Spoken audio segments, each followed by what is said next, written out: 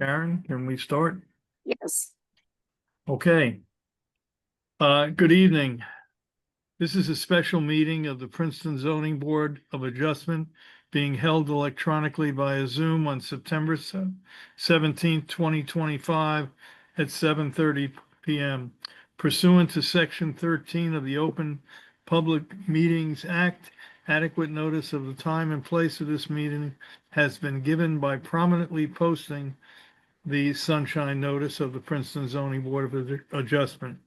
Such notice has been placed on the official bulletin board at the Princeton Municipal Complex and by transmitting a copy of same to the Princeton Packet, Town Topics, The Times, Trentonian, and by filing a copy with the Clerk of Princeton on September 12th, 2025, and has been posted to the municipal website, www.princeton.gov/meetings.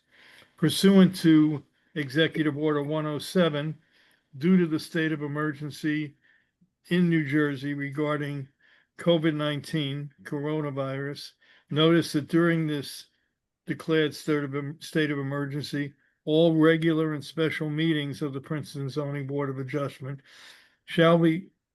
will be held electronically via Zoom, was transmitted to the Princeton Packet, Town Topics, The Times, and was filed with the Clerk of Princeton on the 24th day of April 2020.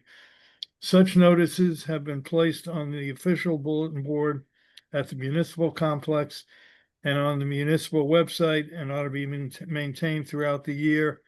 And by transmitting a copy of same to the Princeton Packet, Town Topics, The Times, Trentonian, Comcast Media, and by filing a copy thereof with the Clerk of Princeton, notices have been placed on all window doors of the municipal complex. Claudia, can you call the roll, please? Ms. Chen, Here. Ms. Coulson, Here. Mr. Floyd, Here. Mr. Shriver, Here. Mr. Tenenbaum, Here. Mr. Stein, Here. Ms. Donna, Yes. Mr. Dobkin, Chairman Cohen. Here. Thank you. Okay, well, we have one case to hear this evening. I'm sorry, I don't have the file. No, wait, I might have it here. Got too many papers here. So this is 254 Witherspoon Street, block 8607, lot 17, in the B1T zone. Karen, can you tell me the case number? Oh, sure. It's Z24 518. Okay, thank you. All right, so this is a continuation of previous hearings. We got through a lot of the testimony the last time, and I think this time, where we left it the last time, is we were at a point where we were going to ask our municipal staff to respond to the presentation of the applicant's experts. But I think before we do that, I think we should have the applicant or the applicant's attorney sort of sum up, or at least, bring us up to date on any potential changes based on, the last meeting, or just sum up where we were, and then we can continue on. Thank you, Mr. Chair.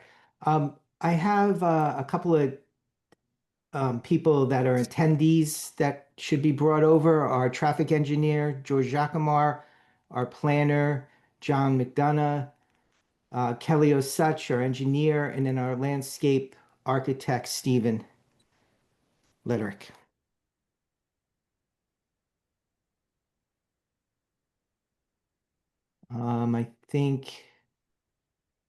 I think that's, did we get everybody? And then George Jacomar is the last. Okay, great. Okay, thank you, members of the board. For the record, I'm Christopher DeGrazia. representing the applicant Witherspoon and Lee LLC. And as Mr. Chair indicated, this is involving 254 Witherspoon. We did go through our witnesses at the last meeting. We talked about many of the themes that I discussed at the beginning of the meeting, such as preservation, accessibility, sustainability, and addressing community need. Since a good amount of time has elapsed since our last meeting, we put together a short presentation to kind of go through and do for a couple of purposes. One is just to refresh the board, the recollection of where we are and what we're doing.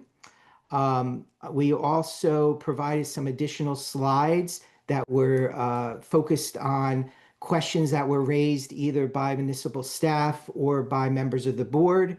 And lastly, we added a couple slides to show you the thought process that went behind some of the designs. So you get to peek a little bit under the hood. So, Mr. Chair, I think it would make a lot of sense for us to go through that short presentation, and then, because we may answer many of the questions, and then, then have municipal staff weigh in. Mr. DeGrazia, you want this then to be a new exhibit since you It said will you be, had- yes, Right, yes. so We would this would mark it be- as Exhibit A2. All right, and do you have an idea how many slides you It have? has, it sounds high, but it's 80, but it goes by real quickly. Okay. Some of them will be there in just like flashes. It is high. Come on. And one more question. I believe all your experts were sworn in at our last hearing on this, except I don't remember Mr. Lederich was present. So if he does Correct. provide testimony, we will swear him in. Yes, that is correct. Okay. Thank you. So, Mr. Chair, unless you have any questions or direction, I'd like to pull up our first witness. Okay, all right. We're gonna start with Josh Zinder, who is the architect of record, also the tenant that is currently occupying the building today with his offices. And Josh was sworn in and qualified as an expert architect. Thank you. I'm going to share my screen. Okay. Mr. DeGrazia, does the board secretary have a copy of this exhibit A2? We can send it to you. Yeah, we're gonna need that, yeah. Yeah, of course. Okay, thank you for having us back tonight. As a reminder, the existing colonial revival structure at 254 Witherspoon in the Witherspoon-Jackson neighborhood has been occupied by our office since June 2021. Our proposal is for a 2.5-story addition to the existing 2.5-story structure. We have a presentation today with some additional information and some clarifications based on your questions last time. We do have the previous presentation as well, if you need to reference back to it for any reason. As a reminder, the focus of this project is to maintain the historic asset, the Annetta V. Taylor House, contribute to the well-being of the neighborhood, provide community support elements, provide universal accessibility to the building uses, create a model for sustainability in Princeton, and create a highly contextual structure utilizing form, scale, and materiality of the neighborhood.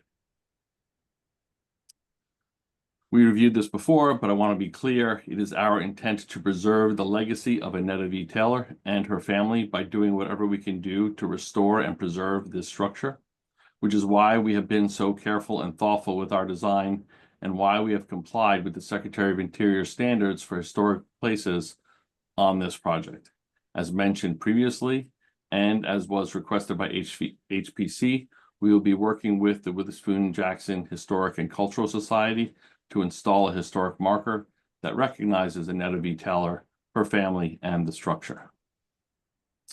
As we discussed, the site within the Witherspoon-Jackson Historic District is a 28-minute walk to the only laundromat in town at the Princeton Shopping Center. We reviewed our survey results previously, which clearly show the need for the laundromat. And if you don't believe the surveys, you need only walk the streets between Witherspoon Jackson neighborhood and the shopping center to see people walking and riding with their laundry across town every day. Here are other survey results.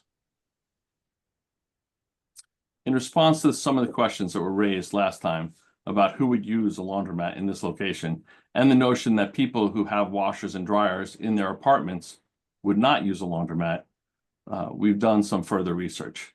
This research shows that 87% of laundromat users are within a mile of their location. 10% of all laundromats' business is bedding, blankets, and sheets, which typically cannot be washed in apartment washing machines. Laundromats' wash and fold services represent 30 to 40% of their overall income. In the Northeast, there has been an increase in demand for wash and fold services, 73% year over year the last few years. Finally, a location close to a large apartment complex is a primary factor in laundromat usage. Also remember, there is another apartment complex coming to the neighborhood on Franklin Avenue very soon. Here you see the building as it currently exists with a slight yellow stucco hue. Here's the Lee Avenue streetscape with repeating gables roofline and the large 4.5-story Avalon Bay apartments on Witherspoon Street. And here you see our project acting as a transitional structure to the larger scale structures on Witherspoon Street. Here you see the diagram of the property which we showed previously, and with the existing building on the site. Over the last 4 years, we have been working on the project. We have studied many design schemes. When we started down this path, we pursued alternative designs, some of which we showed you last time. And as previously mentioned, we have had them reviewed with Elizabeth Kim, Historic, and other staff during that process. This first diagram series will illustrate one of the earlier designs to address some of the comments which previously arose and explain why the design as presented represents the best solution. The fire inspector, as we previously noted, requires us to have a second means of egress off of the attic level of the existing building. This floor has always been occupied, even when Annetta V. Taylor lived in the building and when the previous office users occupied it as well. To not impair the structure, we need to tap the window, the existing window, for the egress connection. It must be this side window, as the other side of the building has the only driveway access, and placing it in front of the building would overly burden the view of the historic structure. And if it were placed in the back, it would further restrict the parking. So we added a 2.5-story stair tapping into that window. We wrapped it in the glass. We wrapped it in glass as a hyphen to separate the old structure from the new building. To make the connection and to get the stair to work, the hyphen needed to be taller and closer to the front of the existing building than we previously had shown you in the scheme that we previously showed. We added the laundromat. We added the contextual forms and the studio. Here you see the components together. But in this previous design, we had a lower addition height, but a taller hyphen stair. Our concern was that this was a visual intrusion on the historic structure and not a successful hyphen. It was more of a tower that imposed itself on the existing structure, and it would have required a height variance substantially taller than the existing building. In addition, we need to have rooftop mechanical, and this rooftop mechanical would have had to go on top of the main roof, which would have been taller than the solar panels and most likely viewed from below. Okay, so now back to the existing building and our current design. Here's the lot that we're starting with. We added the large glass hyphen that we previously had, and we shifted it back, which meant we no longer could have the stair going up to the attic level. We reduced the height of the hyphen, notably along Witherspoon Street edge. We made the most minimal connector we could to reduce the impact on the house. We pulled the connector below the existing roof. This still allows us to egress off of the attic level by exiting through our new addition. Also, by not connecting the stairs to the attic level, it allowed us to conceal any rooftop mechanical if needed behind the hyphen. As noted previously, the grade change along Witherspoon Street allows access from the street to the basement level of our building, which is where the laundromat will go. We added the contextual forms, connecting these elements. We have our studio, tying it all together. As mentioned, our discussions with Elizabeth Kim led us to raise up the solid facade and open it up with more glass, effectively pulling back the curtain of the facade to allow for a clearer view of the historic structure and a lightening up of the facade. Here you see the entire massing of the proposed building. As we mentioned previously, we looked at many options for the site, including taking advantage of the AH07 affordable overlay, looking at mixed-use housing, office, retail, laundromat solutions for the site. These did not work with our office and apartments together. This solution was a 10-unit apartment structure above retail and laundromat space, which was compliant with the affordable overlay zoning.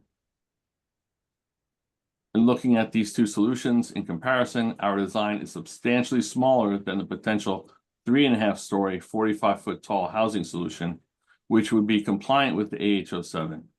In addition, there is no front setback in the overlay, which would allow construction to extend all the way to the sidewalk. And Josh, the parking requirement would only be 5 spaces. 5 spaces. Yeah, I'm going to get to that a little bit later as well. Here you see the existing site plan. And with our proposal for the site, you can see the open space plaza we are creating at the corner. You can see our proposed shared parking spot with the combined drive with our neighbor. We have met with our new neighbor and they have signed the parking LOI agreement that we had with the previous neighbor. We are aware that we will need an easement in place to meet the compliance requirements for this project. This easement is in both of our best interests.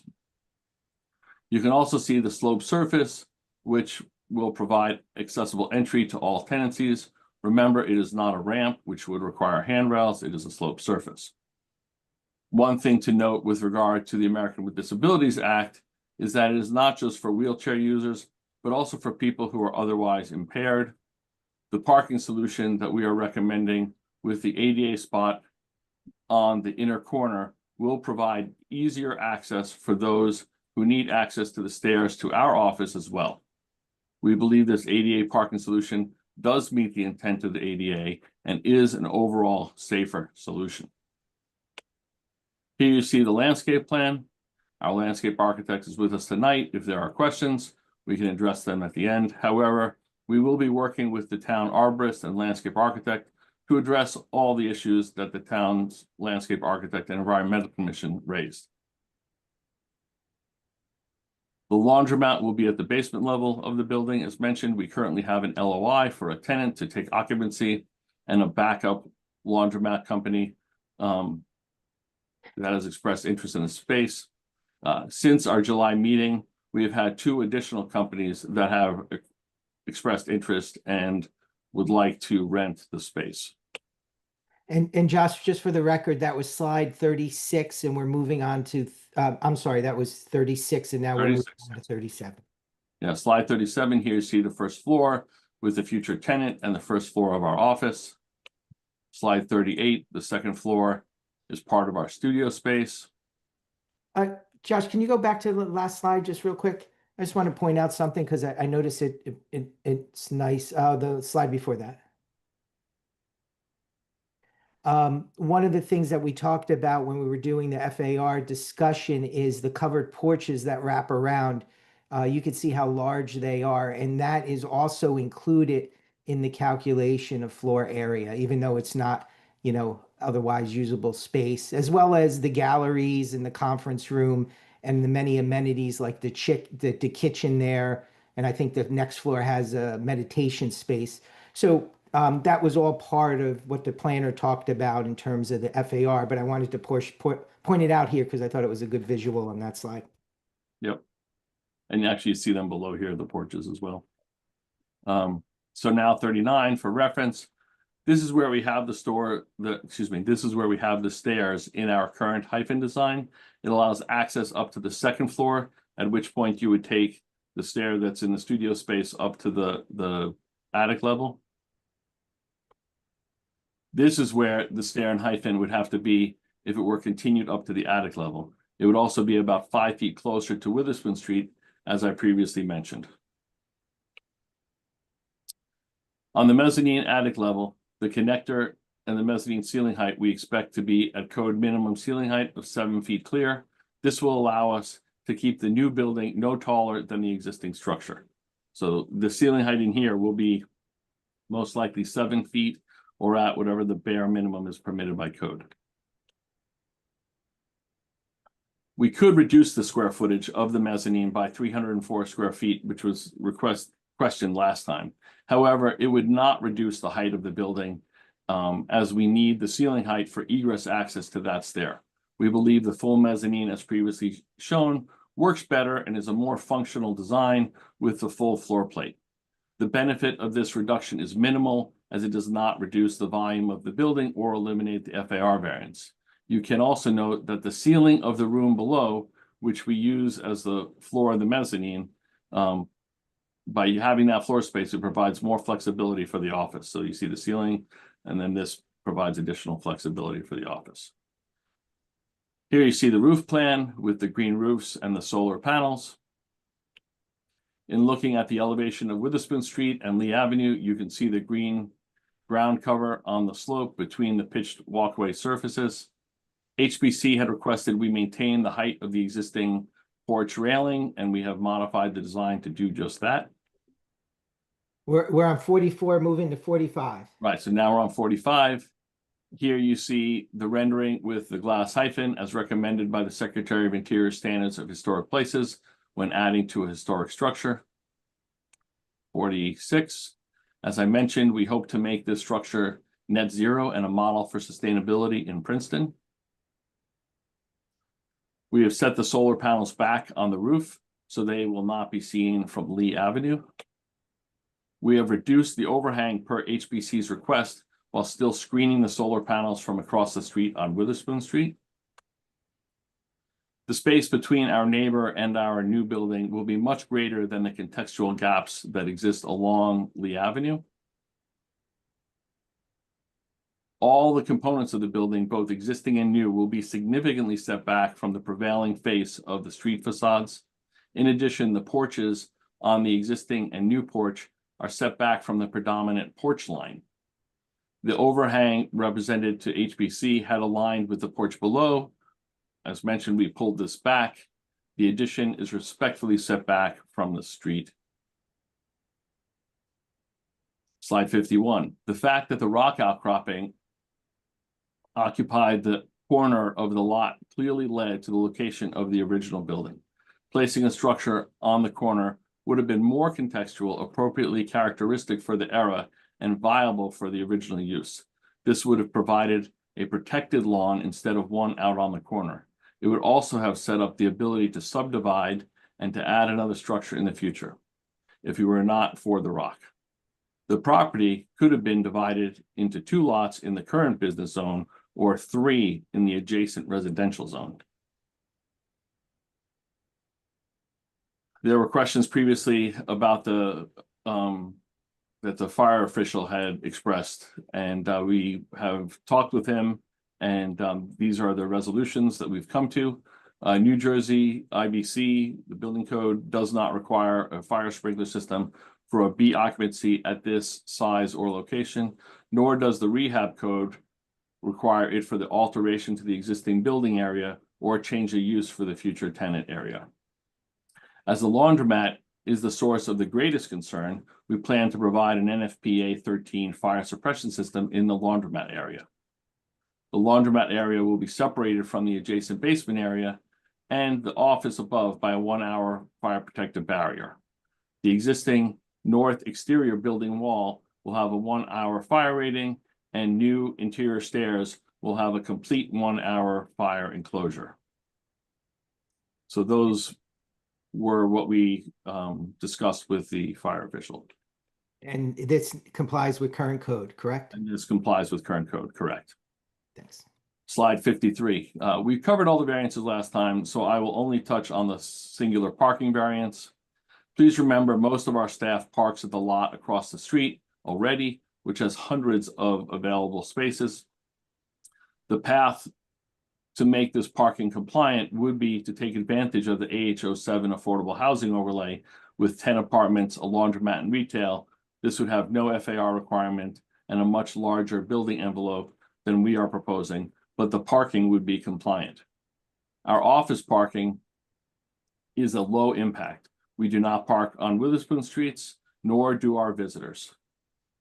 As the laundromat and retail are permitted uses in the overlay, it is our office which is the differentiator, not the retail or laundromat demand. And we have resolved all the parking for our staff. Here is the overall context from above.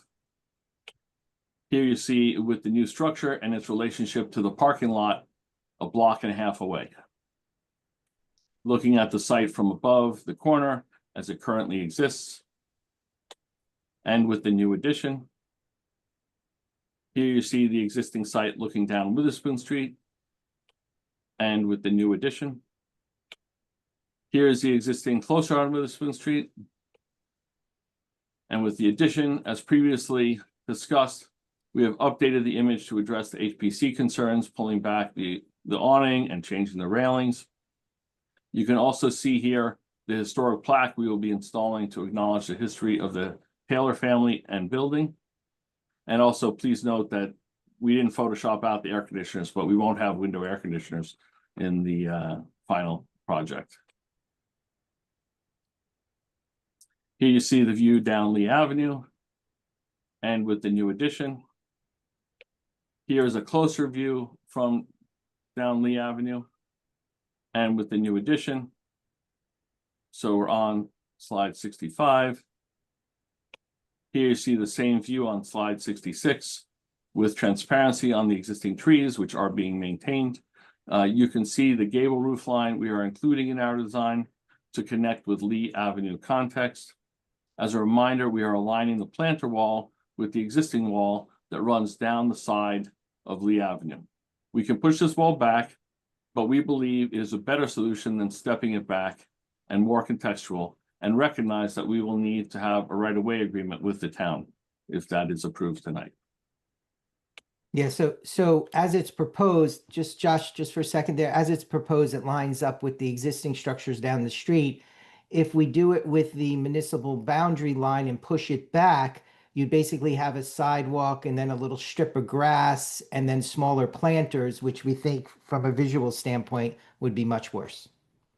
And it's also, you can also note in the upper left, the existing foliage, even when it is trimmed back, which is what this is, overhangs that sidewalk. So our new condition will provide greater pedestrian space for walking, even when we align it with that wall that continues down the street.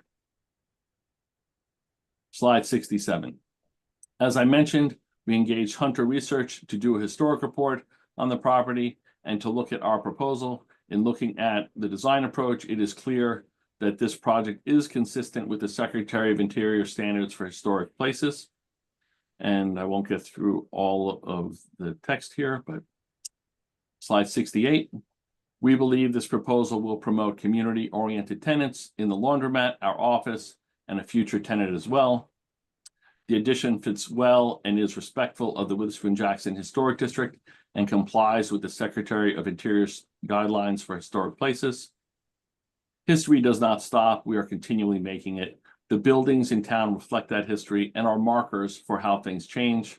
Our town's landscape is a quilt of that history. This project is appropriate to the scale and materiality of the context and is respectful of the past while not creating a false sense of history today, while enriching the visual streetscape of tomorrow with uses that the community needs. The project is sensitive to the historic character of the contributing structure, will support the well-being of the neighborhood and historic district. It promotes the conservation of a contributing structure within the historic district, engages sustainability practices and resources. It is appropriately scaled for the property. It incorporates the best features of design to create a desirable visual environment through creative development techniques. We hope you find our proposal and the use to be compelling and a valuable addition to the fabric of our community. Thank you. Now we're going on to our civil engineer. Chris? Yes, so we're going to bring up Kelly Osuch, who was sworn in before and qualified. Kelly, are you there? I am. Okay, I'm going to turn it over to you so you can go through a few slides that I think I just maybe I just should say this, that after the first meeting, we met with Dan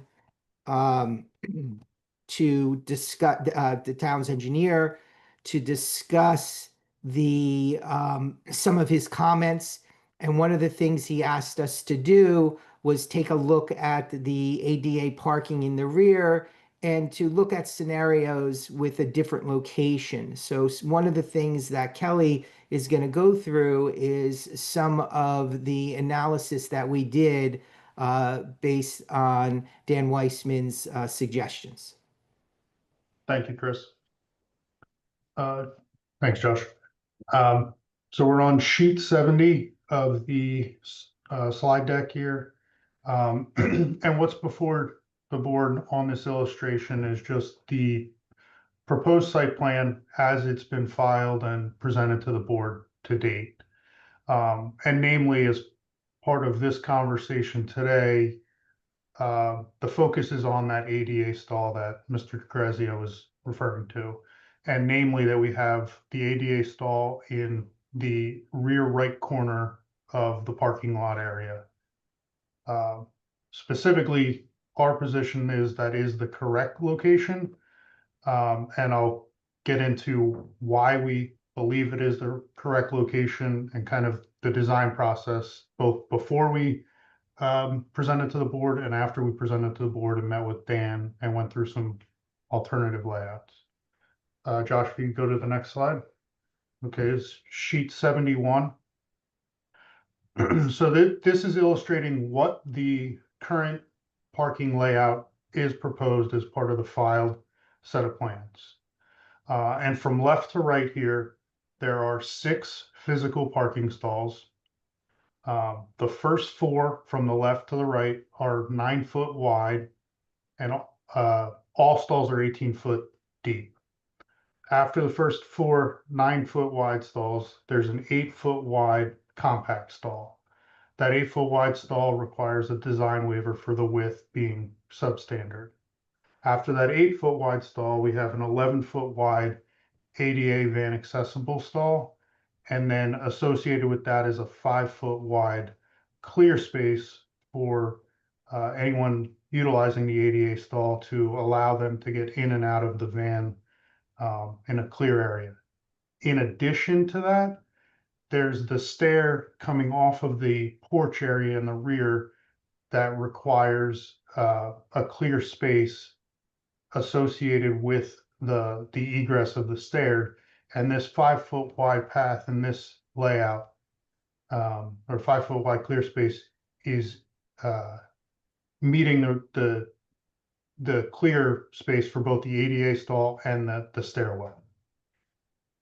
In this layout, there's only one stall, the 8 foot wide stall, that is substandard in sizing per the ordinance required. We go to the next slide. So this is sheet 72. This is an alternative layout that we came up with following our discussion with Mr. Weissman. And the whole context of the conversation was moving the ADA stall closer to the driveway, which shortens the length to the sloped walkway in the front. Now, in doing this, we still have the same 60 foot wide area from left to right to work with. However, in doing that, we now have an 8.5 foot wide stall, an 8.25 foot wide stall, the 5 foot wide required clear space associated with the ADA stall, the 11 foot wide van accessible stall, and then again, 2 8.5-foot wide stalls and a 7.5-foot wide stall, and then an additional 2.75-foot wide clear space associated with that stairwell coming down, which is the minimum required clear space associated with a landing at the end of the stairs.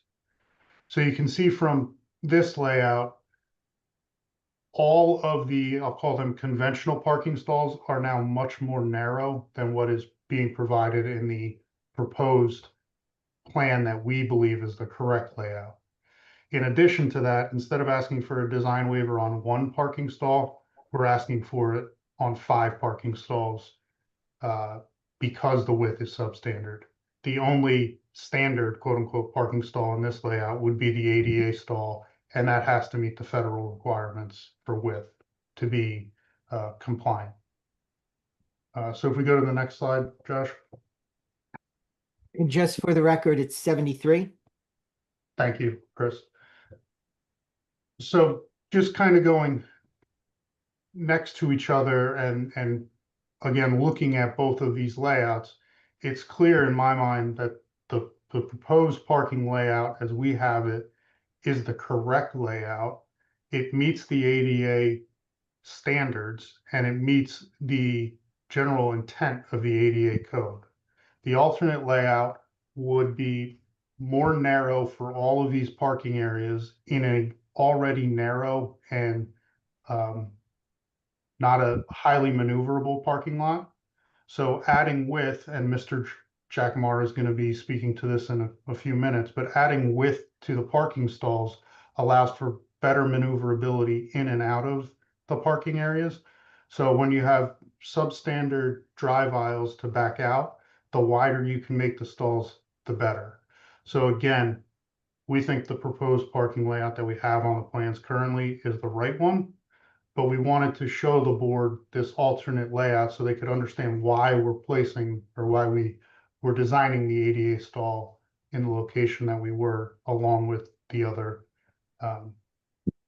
parking stalls. Yeah, as part of the analysis, we're allowed to look at undue burden and practicality.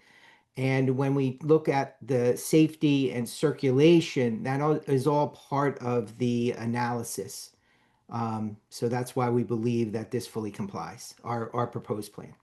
And before we go too far, if there was still concern from the board and their professionals in regards to the path from the ADA stall going down the driveway, the applicant would be okay with working with the board and its professionals on placing some type of mirror or visual aid to reduce any concern and add to that safety that Mr. DeGrazia is noting.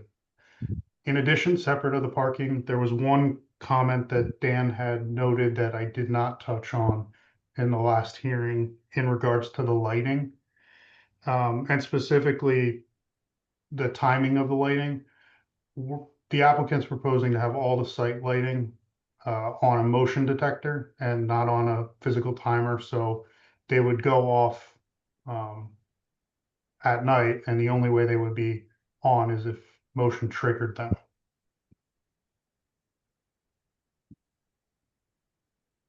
Thank you. I think we switch. Kelly, are you finished? I am finished now. Okay, and our last witness for the last couple of slides is George Jacquemart. He's our traffic consultant. And George, are you here? Yes. George, you Yes. were previously sworn in. You still remain under oath, and you were qualified for the record. Okay. Thank you very much, and good evening. I will show in the next few slides how each of the layouts for the parking arrangement that Kelly just discussed does work, how it works in terms of vehicles getting in and out. So here we're looking at the layout that was kind of suggested as a result with the meeting with Mr. Weissman, where you can see the ADA space is towards the left in the parking lot. And here you can see a vehicle entering the first parking space, that's not a shared space. The blue maneuver, the blue lines show the vehicle going in the forward maneuver, and then the red lines, it shows the vehicle backing out and then exiting. And you can see that, and this is the tight space, the 8 space and 8.25 feet. The fact that it's aligned with the driveway and it's adjacent to this access area to the ADA space, makes it a little bit easier to get in and out, to overcome that narrowness of that particular space. So you can see it's tight, but it works. And I want to mention, in all the maneuvering that we show you, we assume that the maneuvering will happen on our site. It will not happen on the neighbor site, although that will be allowed once that easement is in place. The vehicles can back out into the neighbor site, and the neighbor's vehicles can back into our site as well. The next slide shows then the same maneuvers for the ADA space. And again, you can see the red line here, how the vehicle can take advantage of this access area to start turning much earlier to get a sharper turn, to reverse in the reverse maneuver, the red lines, and then exit according to the blue lines that are shown here. Next space then, this is then space, the third space here, that is an 8.5 wide space for a standard vehicle. There you can see the vehicle backing out, the blue line going in, that works, and the vehicle backing out, the red line, and has to do 2 maneuvers to get out. So that particular space, it's workable, but it would take 2 maneuvers. Again, that's assuming that the maneuvering happens all on our side, with obviously the easement on the neighbor side that will be easier than what's shown here. The next one is a similar maneuver as before. The vehicle would have, if the maneuvering happens on our side, the vehicle has to do a back and forth to get out. And then the last one is that's the compact space. You can see the compact car has a little bit more corner to kind of pull out of the space, and is also using the access area. You can see the blue line and red line on the red, kind of taking advantage of that access area to go up to that staircase. So that one, the compact vehicle, works relatively well, although it's all relatively tight. So what happens here is, because these spaces will only be used by the employees of the architecture office. And so these people, they know the parking spaces, they know how to get in and out. I think the last slide shows the maneuvering. So this is the proposed layout where the ADA space is on the right. You can see, the wider access area of 5 feet, which satisfies both the access to the ADA space and the access to the staircase. And there again, the ADA vehicle can move in and out of that corner area to maneuver back to the street. So that's all my presentation. I'll be happy to answer any questions regarding this parking and regarding any transportation traffic question that may come up. Thank you. So just to summarize, based on our proposed plan and the plan that Dan Weissman asked us to take a look at and evaluate, they both physically could work, as George went through and shown. However, when we shift the ADA space over a little so that it's on the right side, the clear space serves 3 purposes. It actually enlarges the stairwell clear space, so it's nice and wide there. It also allows us not to separate the stairwell space, so we gain a couple of feet there. And it overall will allow us to utilize that for those 3 functions: for the stair, the stair, for the clear space for the ADA van, and also it pulls the car off of the end of the lot. So when you do your K turn or you back up and go out, it's a lot easier to maneuver because if your car is right on that line or nearer or closer to the edge of the lot, you're not going to have as much maneuverability. So we think it severely decreases the function of the parking lot, more difficult to get in and out, and it also, as shown through the slides, reduces the other stalls so that they're all at least 8.5 or smaller and not 9 foot wide as we initially proposed. So. And I think so, like I said, it was a long, many slides, 80, but it didn't take too long to go through. So, Mr. Chair, that's our presentation for tonight. We do have all of our consultants that testify, and I know there was a lot more information in the last meeting. We went through a lot more detail. This, like I said, was just kind of a broad overview. But we do have the 3 witnesses you saw tonight. We also have our planner, our landscape architect, and we're here to respond to and answer any of your questions. Okay, thank you. Board members, do you have any questions of the 3 presenters or Mr. DeGrazia? Yes, Michael or George? Yeah. Yeah. Yeah, regarding the neighbor at 246 Witherspoon, and the I guess letter of intent type thing that was signed. Mhm. Yes. What are the specifics of that letter? I'm not sure if we handed in, but I could tell you like real quickly the It key was- paragraphs. We have shared use of parking spot. So during the weekdays, 8 a.m. to 6 p.m., the office will use the space. After that, the homeowner will be able to use that shared space. We have maneuvering and access. The parties agree that the cars parked on either property shall have the reasonable right to enter the neighbor's portion of the parking lot in order to maneuver in and out of parking spaces. And then we have accessibility path.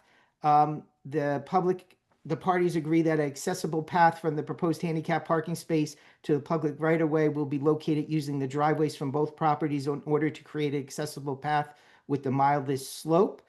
And then it goes through a couple other terms in terms of maintenance and cost and insurance that you would typically see in a letter of intent. But clearly, it addresses the shared parking, maneuverability, accessibility, and we believe, as we said, the additional space and the great benefit of circulation really is a huge benefit to both the residential property and ours. In our property, we have a lot more maneuverability. So as we showed in those diagrams, we could back in and out and kind of turn around.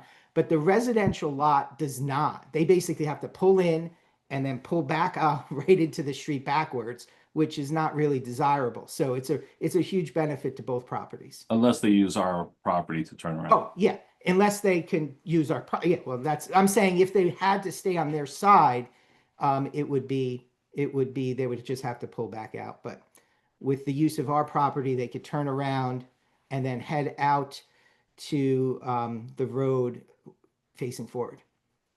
Follow-up questions. Does it also address the basically length of the easement? And does it address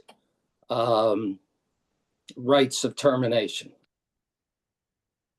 In the LOI, it doesn't talk about those things, but it would be the intent that the easement would be, part of both of our deeds, so it would continue with the length of both properties. Yes. Well, unless they insisted it be shorter. No, but then that wouldn't work. It has to be it has to be deed restricted. Yeah, and that's why I was curious about that. Both those questions, because we're being asked to consider basically the enforceability of this particular variance, solution to the variance. Those are kind of standard legal type things to consider. So I understand you can't answer those right now.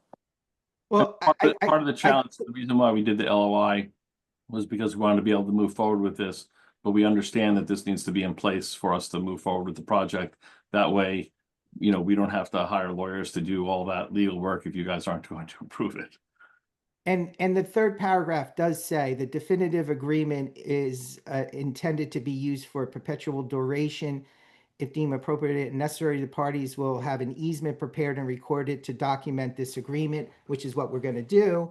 And we've already indicated to this board that having it as a condition is acceptable to us.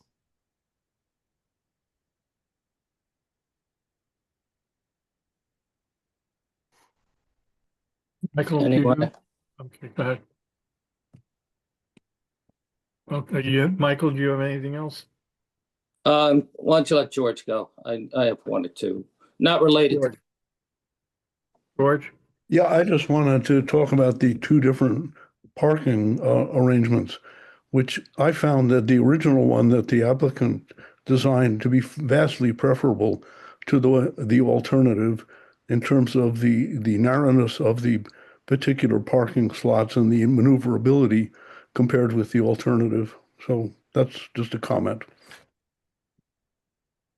I had a question, Michael, then I'll give you the voice again here. The distance, the spots are 18 feet deep. What's the distance between the spot to the building behind, to your existing building? The minimum width is 16.5 feet, and that would not change in either scenario. So you And have an that- 18 foot space and a 16.5 foot Drive space aisle. behind it? Drive aisle, yes. Yeah, and what's the minimum? I guess we can ask our engineer, what's the minimum drive aisle required? The typical standard for a two-way is 24 feet wide, but this is a existing condition. Actually, it's actually improving the existing condition because we're adding a few more feet to the length of the driveway or the parking area. Yeah, there's And the aisle itself is expanding by a couple inches, although it's pretty much what it is today. no, the aisle is expanding by about 1.5 feet. A So foot it's and a half? Okay. Yeah, it will I be. thought it was about closer. deeper. There's a large wisteria bush in that location right now. And the bollards at the back of the building will be closer to the building than the wisteria bush. And so, Yeah, I mean, there's a big difference between 16.5 and 24. I Right. understand the existing condition. That's just a statement. I have my concern, and I share George's opinion. It requiring the first scheme, you can drive straight in. The others, it looks like the car has to go in at an angle. You're showing us a narrow space and the car going in at an angle. And that's going to be a little tricky. I mean, when you have cars next to one another, one guy's required to come in slightly at an angle and the other isn't, or whatever. It just seems to be a little bit of a difficult parking situation, but I understand the existing conditions you're dealing with, so just a comment. Michael, do you want to continue? Yeah, a question about the LOI with the interested parties with the laundromat. And we talked about obviously the regular laundromat, self-service, wash and fold, any other type services the people you're talking to are talking about providing? Yeah, so the person we have the LOI with has talked about putting drop lockers there. So people could do Amazon pickups and things like that the community might need. The laundromat will also use those drop boxes for people who might pick up after their staff has left. They'll tell somebody to, they'll text them to say, pick up your laundry in locker number 15. And, so there is that ability. The person who has the LOI with us has talked about it as a community based location. So there would be Wi-Fi and other things like that would serve the community that's using the laundromat. So Josh, I was fine with everything until you just said Amazon Dropbox. Well, it's not technically an Amazon Dropbox. It is a drop-off locker that is commonly being used in a lot of apartment buildings these days. And it's used by many different delivery services, drop-off services. The laundry uses it because they want to be able to transfer the laundry so that they can provide the service. If their staff leaves, that does the wash and fold for the day, that they can make sure that the person gets their stuff as it gets after work hours. Yeah, I just really wish you hadn't said Amazon Dropbox. Yeah, What do we If you know don't want about? us to- if you don't want us to have that, we'll take it out, but that It is. would- what the- Josh, what information do we have? I mean, this is a tight street. What information do we have about Amazon trucks going up and down the street multiple times a day? Increased traffic to the building to pick up Amazon deliveries. Do we have any information on that? Yeah, That is- I don't think there would be any increased traffic. Amazon comes to our office daily. And I'm not sure there's any significant impact that anybody's noticed on it. And I don't know that it's going to be accessible to Amazon. It is intended to be a delivery location, so it may be only during working hours. I don't know. I'd have to talk to the tenant about that in detail. And certainly if that was something that this board felt was prohibitive, we could eliminate it from their scope. It is a very useful tool for not just the laundromat, but also for the residents in the walkable neighborhood around us. I think, and a concern is, will it generate any automobile traffic, or how much it might, the traffic is an issue. So I can understand why Harlan immediately focused on that. So, the number of services being provided where I want the business to be successful and whatnot, it's things to take into consideration. Even the wash and fold will generate some drive up business. It will. I don't know how much, and you say you researched as far as dollar wise, it could be 30 to 40% of dollar business.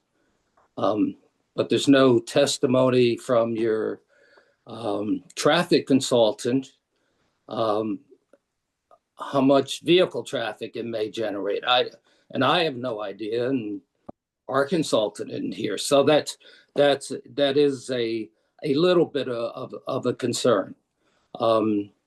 I wasn't quite, and my last question, I wasn't quite sure. You mentioned the future Franklin Avenue development, and your point on that was what? Just that it's an apartment building close by this location. And even if there are washers and dryers in the apartments, typically linens and bedding and stuff like that wouldn't work in a tenant's apartment. Yeah. And so we would be just another resource for that apartment building as well. And that, the most successful laundromats are directly adjacent or near apartment complexes. So that's what we were talking about. Yeah, Okay, thanks. So Michael, if I may, some of that data that we put in there to try to explain was why we had talked about, the massive number of units across the street at Avalon, and how we think there will be something generated from that. So like the wash and serve service, somebody over there, I don't know who, just, say a young professional, drops off their laundry, goes to work, comes back at 8 at night, goes in, opens up the locker, takes and walks across the street. That's what it's intended to. So when you have those larger apartment complexes, whether they're using the wash and fold service or doing their bedding and, beach towels there, it's something that these laundromats look for in terms of location. So that's why we were saying it's having those type of facilities nearby is great. And then we also have all of the people that are walking and riding from the neighborhood, which is the focus of why we thought about putting a laundromat here in the first place. Okay, thanks. I have one more question on the parking situation. In the agreement you read, Mr. DeGrazia, you said that the tenant, the house tenant is allowed to park during the week after hours, before Yes. hours, and so during the day, if the house tenant is ill, he has no place to park. No, they have No, two no, no. parking spots. This is the Yeah, third. they have to. Yeah. One at a time. Oh, sorry, Steve. So the residence is the neighbor. They have their own parking spots. Okay. So if you then go that's- down their driveway, they stack them so they could have 1 or 2 parking spots and they got to pull in and out. By having an easement with us, instead of, they'll still stack on their side, but after hours, they could pull in and use that additional spot. And they They can have also, spots they have their stack parking during the day. Well, correct. to be Fine. clear, they have more than stack parking. They have 2 full parking spots right now on their property. This provides them with a 3rd parking spot. Okay, and so the reality is they have young kids. The previous family had young kids as well. This allowed them to, if they had an au pair, or if they had something like that, or somebody helping with them during the Fine, day. I understand. You answered my question. Great. Okay, I'm trying to move it along. Go ahead, Michael. Yeah, I know you are. Something I jotted down earlier. That parking chart that you put up, which you didn't really walk through, and I didn't really focus on what the line for line specifics. So could you put that back up and, Yeah. educate us on? So I talked about that last time. That's why I didn't go through it again, but let me pull it up here and I can share my screen. Yep, sorry, close. So share screen. This chart here.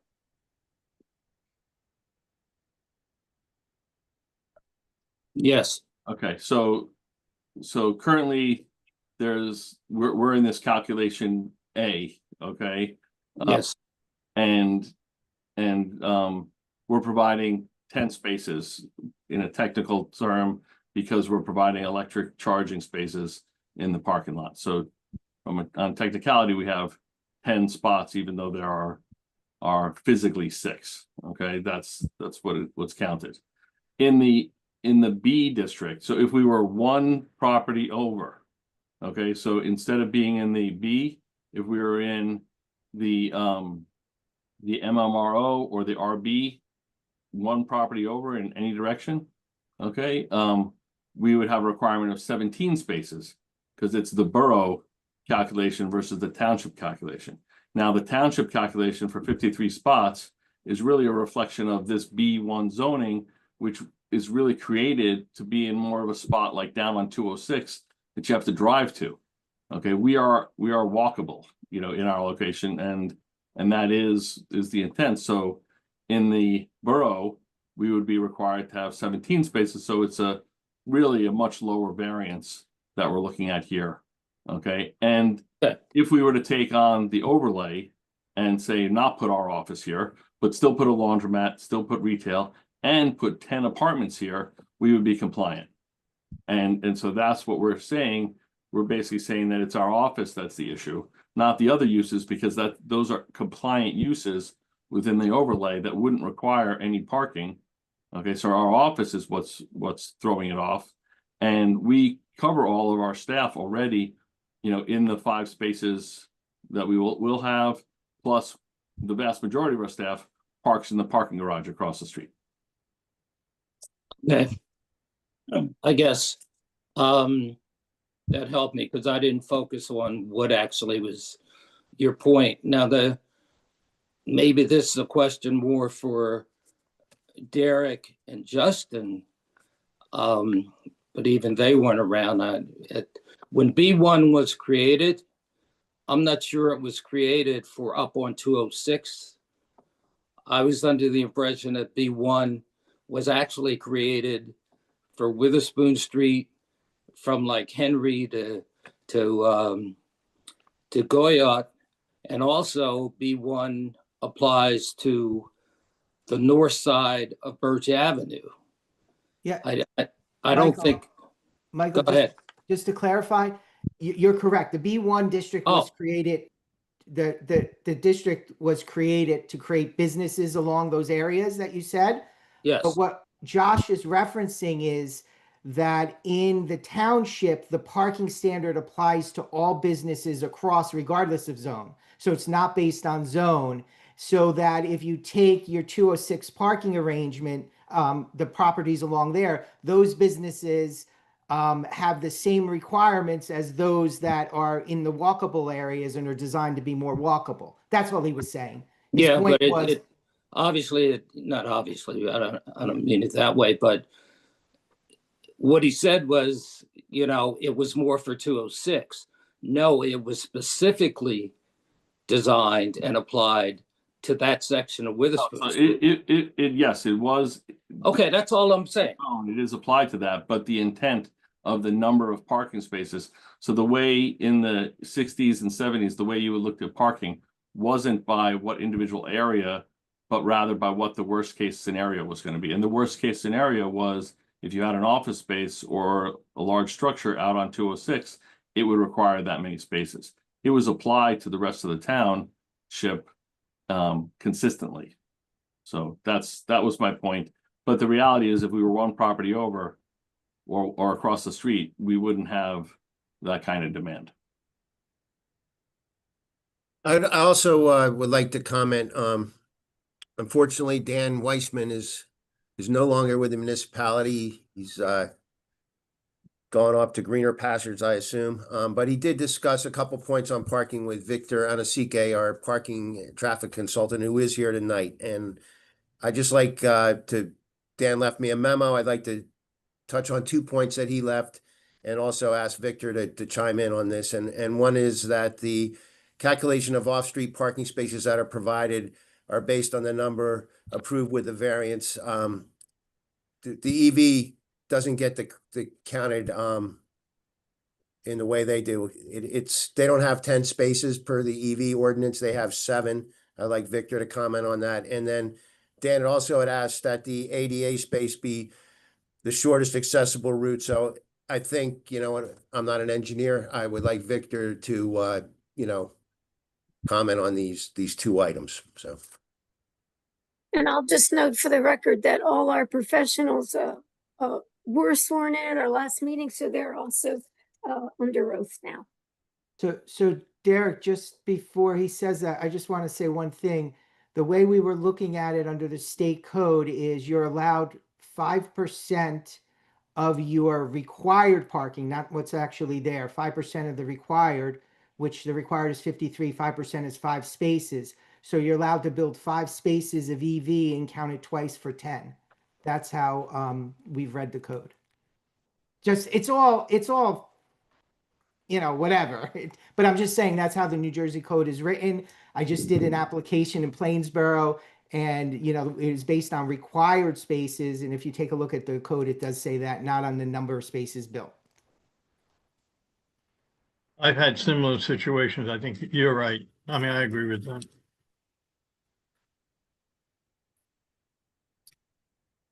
Okay, so board members, any other questions? Steve, I thought Victor was going to comment. Oh, okay. I'm sorry. Go ahead. I didn't mean to cut him off. Sorry. Yeah, that's fine. Okay, can you hear me? Yes. Okay. The calculations of the EV spaces, I think they are appropriate. Based on the New Jersey EV guidelines, I think you required 4% for non-residential. So 5% is fine. And it's 40 required. So I have no problem with the calculations that were made. With regards to Dan's comment about the ADA location, I think Kelly kind of illustrated with the diagram the relocation closer to the driveway and the one closer to the end of it. And it's clear that the one that is closer to the end of the building, it's a more accessible route than moving it closer to the driveway.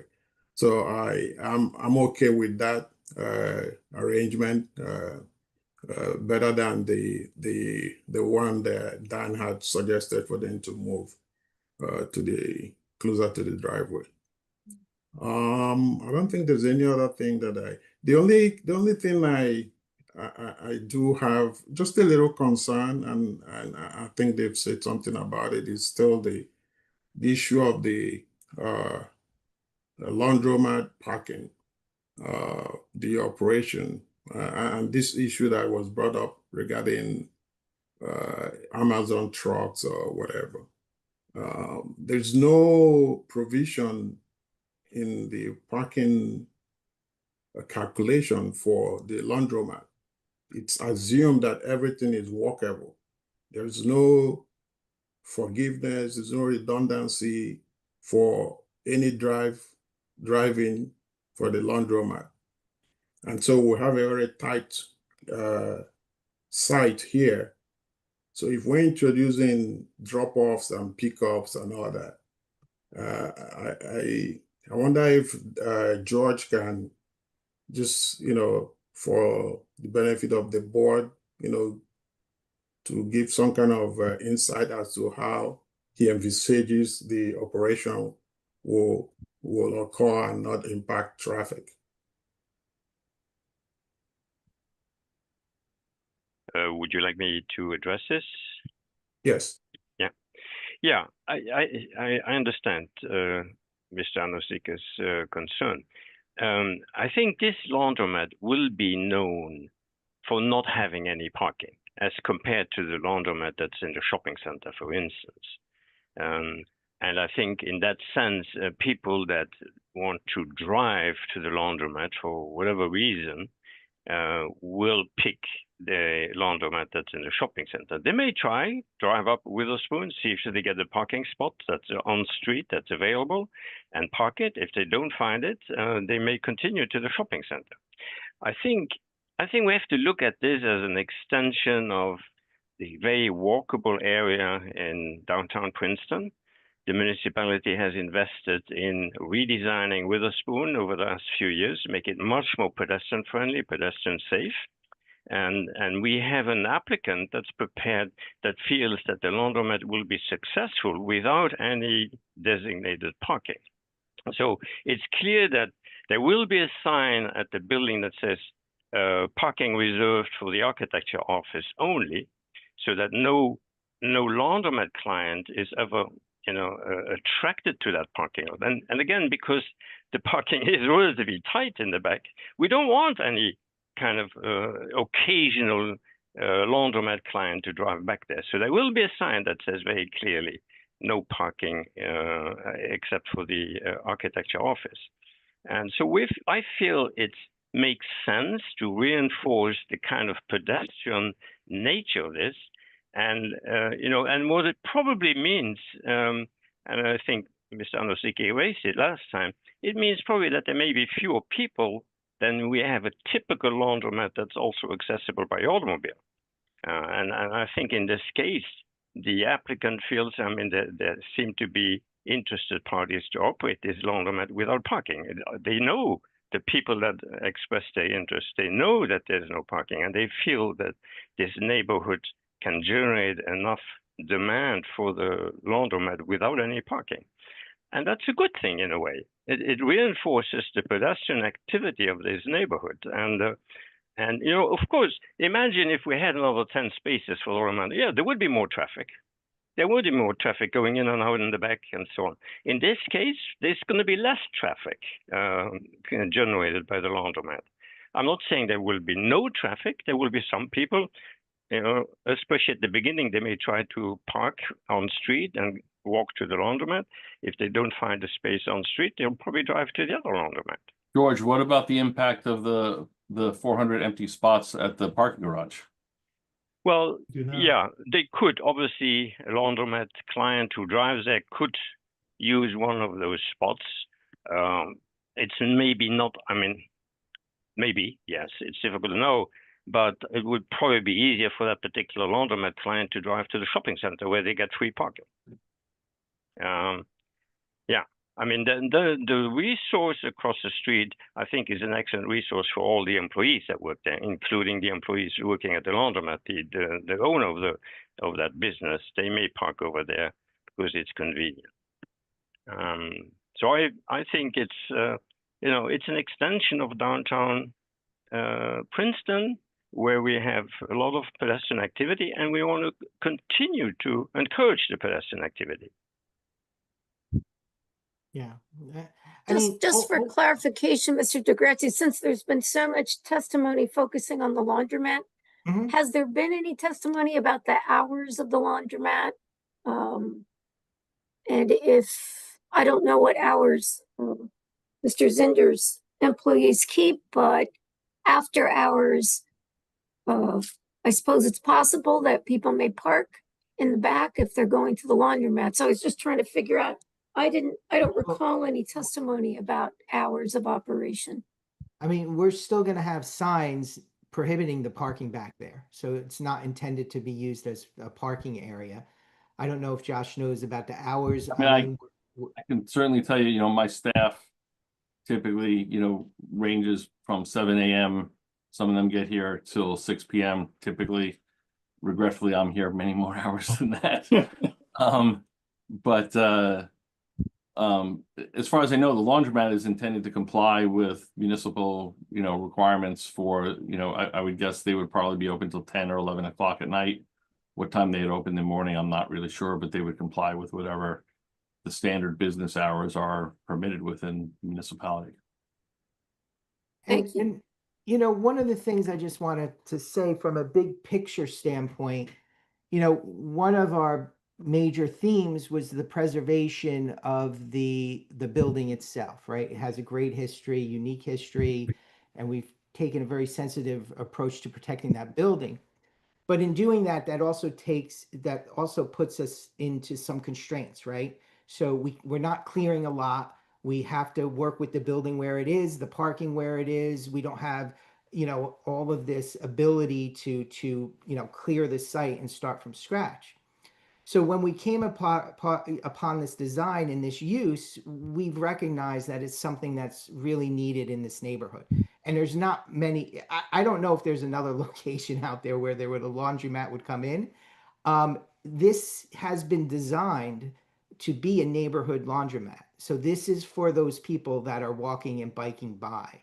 And when people have cars, they can drive to other laundromats. If they know there's no parking here, that's not what we're intended to pull in. We're intended to pull in, the service across the street that may want it folded from the big apartment complexes, and people in the neighborhood and the surrounding neighborhoods to kind of walk or bike there. And that's really the design of this laundromat. Okay, Question. yes. I'm getting the impression, and maybe it's totally incorrect on my part, that you're basically implying in the last 5 minutes that in reality you don't believe the parking lot, the laundromat will generate a parking demand. Am I misreading you, mishearing you? What we're saying is, and George, you could expand a little more, that if there is a demand, there is available parking nearby, right? You have a parking lot that's underutilized across the street, a parking garage rather, that on a daily basis has more than 400 spaces. And I think that was part of George's analysis. And George, you want to go into a little more detail? The other thing we did, we summarized the availability of on-street parking, and there is some on-street parking available that can be used for the laundromat. So when you mentioned the word demand, for parking demand, well, I'm sure, yes, there are probably people out there that would like to park there and go to the laundromat because they maybe live further away. And that can be considered as the demand if you want. But the point here is that this particular use is not oriented to that demand. And we recognize that people will want to probably drive there and may use an on-street lot and then cross the street or wherever they park. There's on-street parking on both sides. But that the majority of people that want to drive, they will eventually drive to the shopping center where it's easy to park. I guess, and I think you answered my question, because you really think that there won't be too many people, if anybody, that will long-term drive there. Now, To this location. And you made the statement, you know, where this concept of demand, not concept, but the word. I'm taking the word from your report. And your report says the laundromat, after the 40% reduction, will have 4.6 as far as a parking space demand. Page 5. So if fellow board members are hearing, like I thought I was hearing, that you were kind of downplaying that there would be any real demand, that's not even what your report says. So I have to counter with that, because that's you're right, and that's a good point. But let me explain also. When we did this report, you know, we did the traffic impact analysis and the parking analysis. We don't have any hard data for the people, let's say, that live in this neighborhood and go to a laundromat. All we know is we have seen, you know, and this presentation we gave you shows people walking and bicycling and carrying their stuff, you know. And so the 40% that we have in the report is based on the census tract information. That's the only hard data that we have, and we keep using that in our studies for the traffic in general in this particular neighborhood. We use that, and so it reflects the demand. If you want, that would be a typical demand if there was a parking lot for that use. And so without a parking lot, I would say there's still a demand, but you know, it would probably not be that 4.6 or 5 spaces. So the demand is also affected by the supply, and we know that in our industry. It's the same as, you know, you probably heard, if you were to double the width of Nassau Street, we would have much more traffic. You generate more traffic. So you're arguing against your own report? Yes, in a way. Yes. Well, okay. arguing. Thank you. That's what I'm hearing. Let's go on.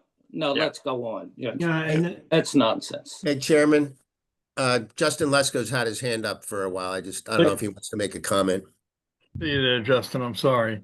No problem at all. I just wanted to make a comment while we were on the topic of the parking lot and the Amazon trucks and potential for that, or a question about the parking lot, really. We saw the original proposal that may have some ADA issues. We saw the alternative that is obviously a much tighter squeeze near the building. Is there a third alternative, or was there any thought given to taking a couple feet away from the building from the new addition, the wall that is closest to the parking lot over there? I see it's 35 feet wide now, but any thought to 32, 30 to allow for more room? We have to hear what the applicant has to say about that. Sorry, I was muted. So yeah, we did look at modifying the building. It sort of creates a cascade effect, you know, across the design, across the relative location of where we have the glass connector, and so you know, we did look at it. We did look at cutting back the landscape area in the back corner behind the building, you know, to add more asphalt, but none of those really provided you know, any significant benefit or impact on the parking lot. We had the same issues you know, either way, and you know, we did look at a couple different, after the meeting that we had with Dan, we looked at a couple alternate options,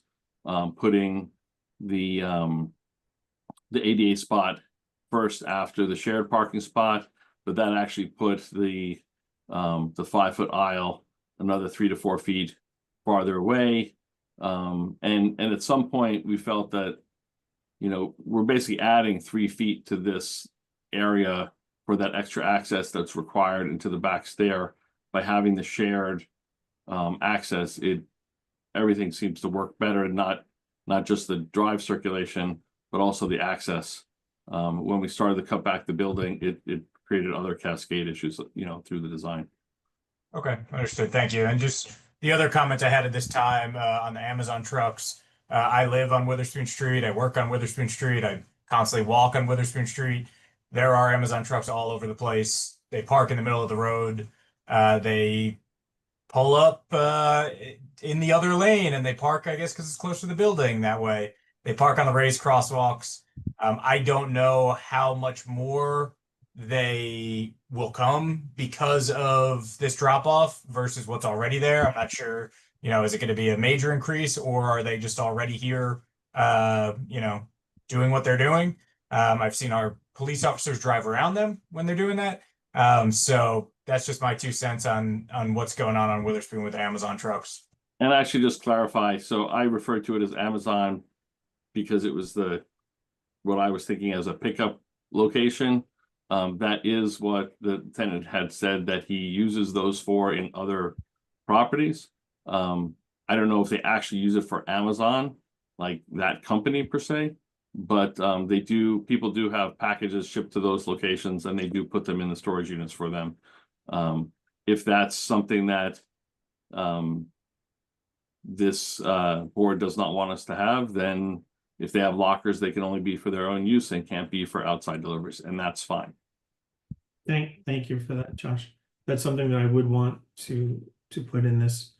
The other question that I had, we focused a great deal on the use of this space as a laundromat. And assuming that, you know, that everything works the way that everybody hopes that it does, and it's a successful laundromat from here into the future, wonderful. What happens when it's no longer a laundromat? We What happens with indicated, parking? What are we thinking about there? we indicated that we would have to come before the board to get any other use in there that we would, you know, indicate that we would use it as a laundromat. And if we would change it to another use, we would have to come back before the board. Okay. George, did you have a comment? Yes.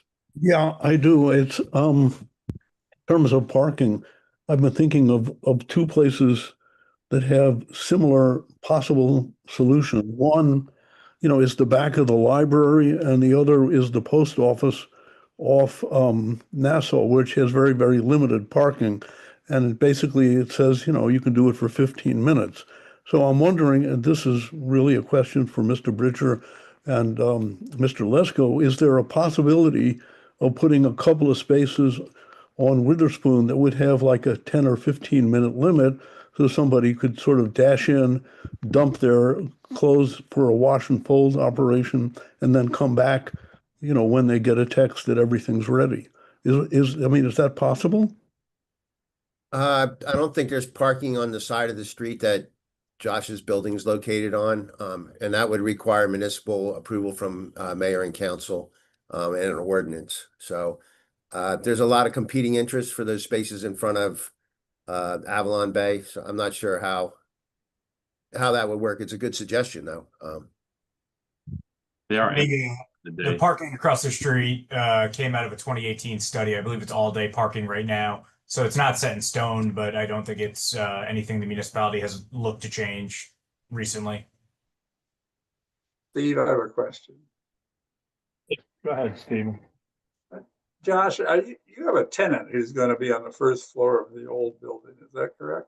I don't have that tenant yet. If you know somebody, you know, we're ready.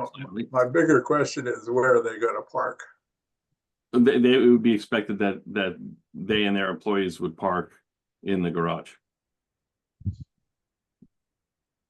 Okay, and Just like my employees are parking in the garage. I can't remember the term they use in Congress when one member of Congress addresses another one, but my good friend Harlan, I kind of don't agree with you on the FedEx, because I think it's a terrific service for the neighbors to have a drop-off lockbox where the stuff can be dropped off instead of putting it on their porches. And I think that it doesn't add any extra traffic because it's they'd either drop it off at the neighbor's house or they drop it off here. But where the other, I think the service to the neighbors outweighs the potential. But that's my opinion. So that's all. Okay, so are there any other questions? And, oh, yes. Yeah, please. yeah. Well, I'll just add on that I kind of agree with that, that it centralizes a place to have things dropped rather than the truck is making a dozen stops in the neighborhood.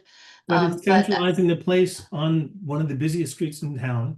You've got a school there. It's going to increase traffic. I mean, this is a topic for, I guess, another time. We keep jamming more and more apartments, more and more buildings, and more cars into this very small space. We're going to have people doing drop-offs and other things that will increase traffic. It could decrease traffic because people might walk there. And one vehicle dropped a lot of things off and people walk and pick up their package. So that's another way to look at it. I can't prove it, but I don't know if you can prove your point either, really. Sure. If Well, you go to Whole Foods for an Amazon return at any time, there's a line of, multiple people. Yeah, but they don't live in the Whole Foods parking lot. And there are a lot of people who live in walking distance to I don't know. Dropbox. I don't share your faith in people walking the same way. But my question was actually about the driveway.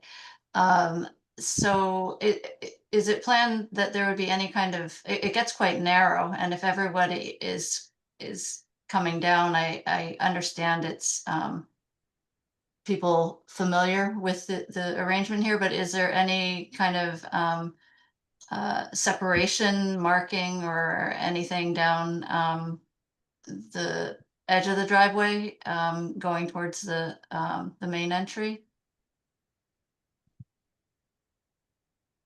That question. Yeah, I can take that. Sure. Just to clarify, Ms. Chen, do you mean on the main, like the stub, the access point going down to Witherspoon Street, or are you talking about the drive aisle?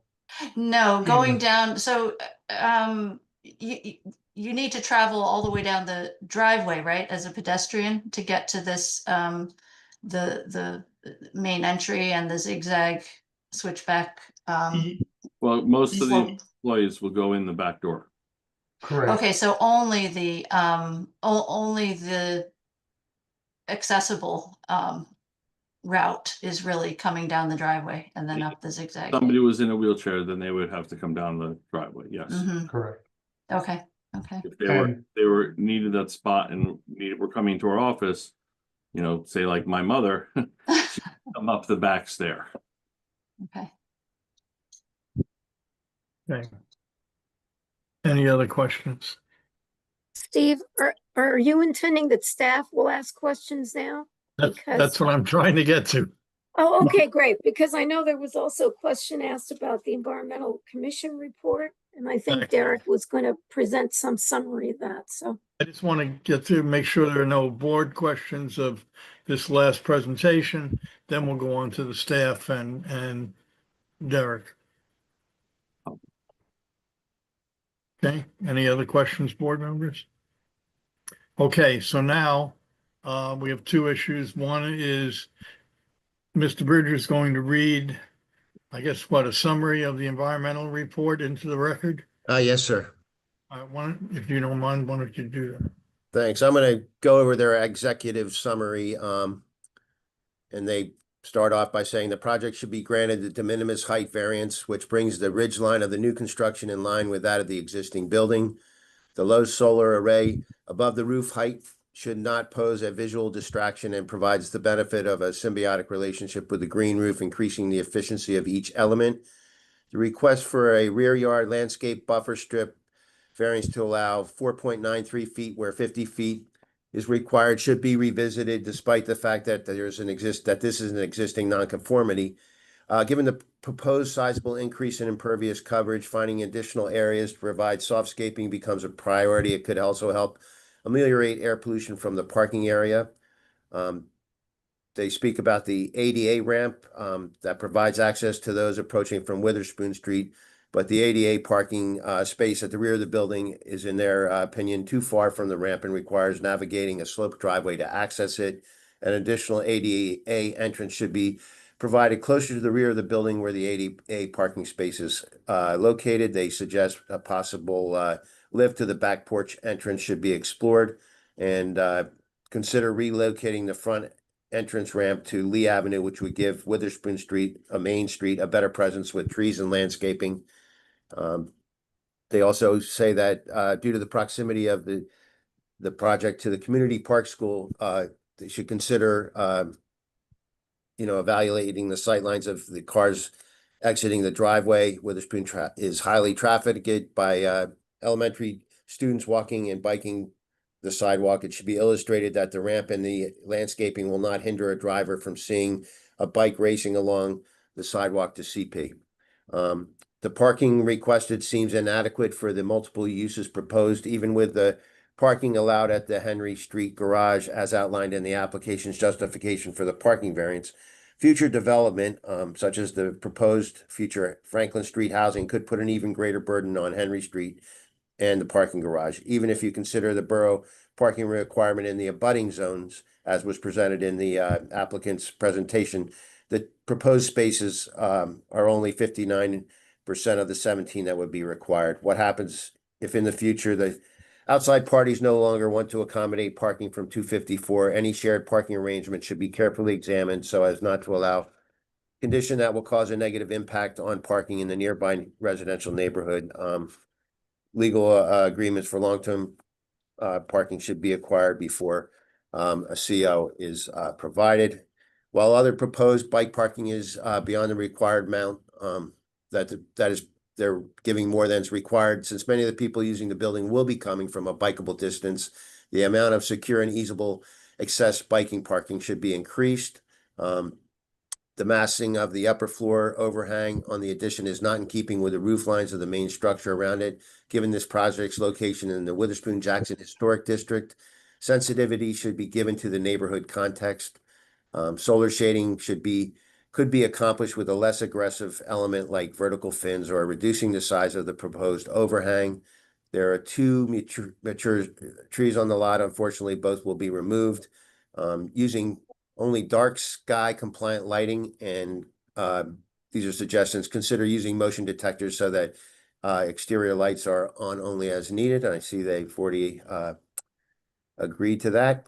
And then just building and energy, they ask that the applicant use or consider using bird safe glass, use Forest Stewardship Council certified wood or locally sourced wood, use rapidly renewable materials.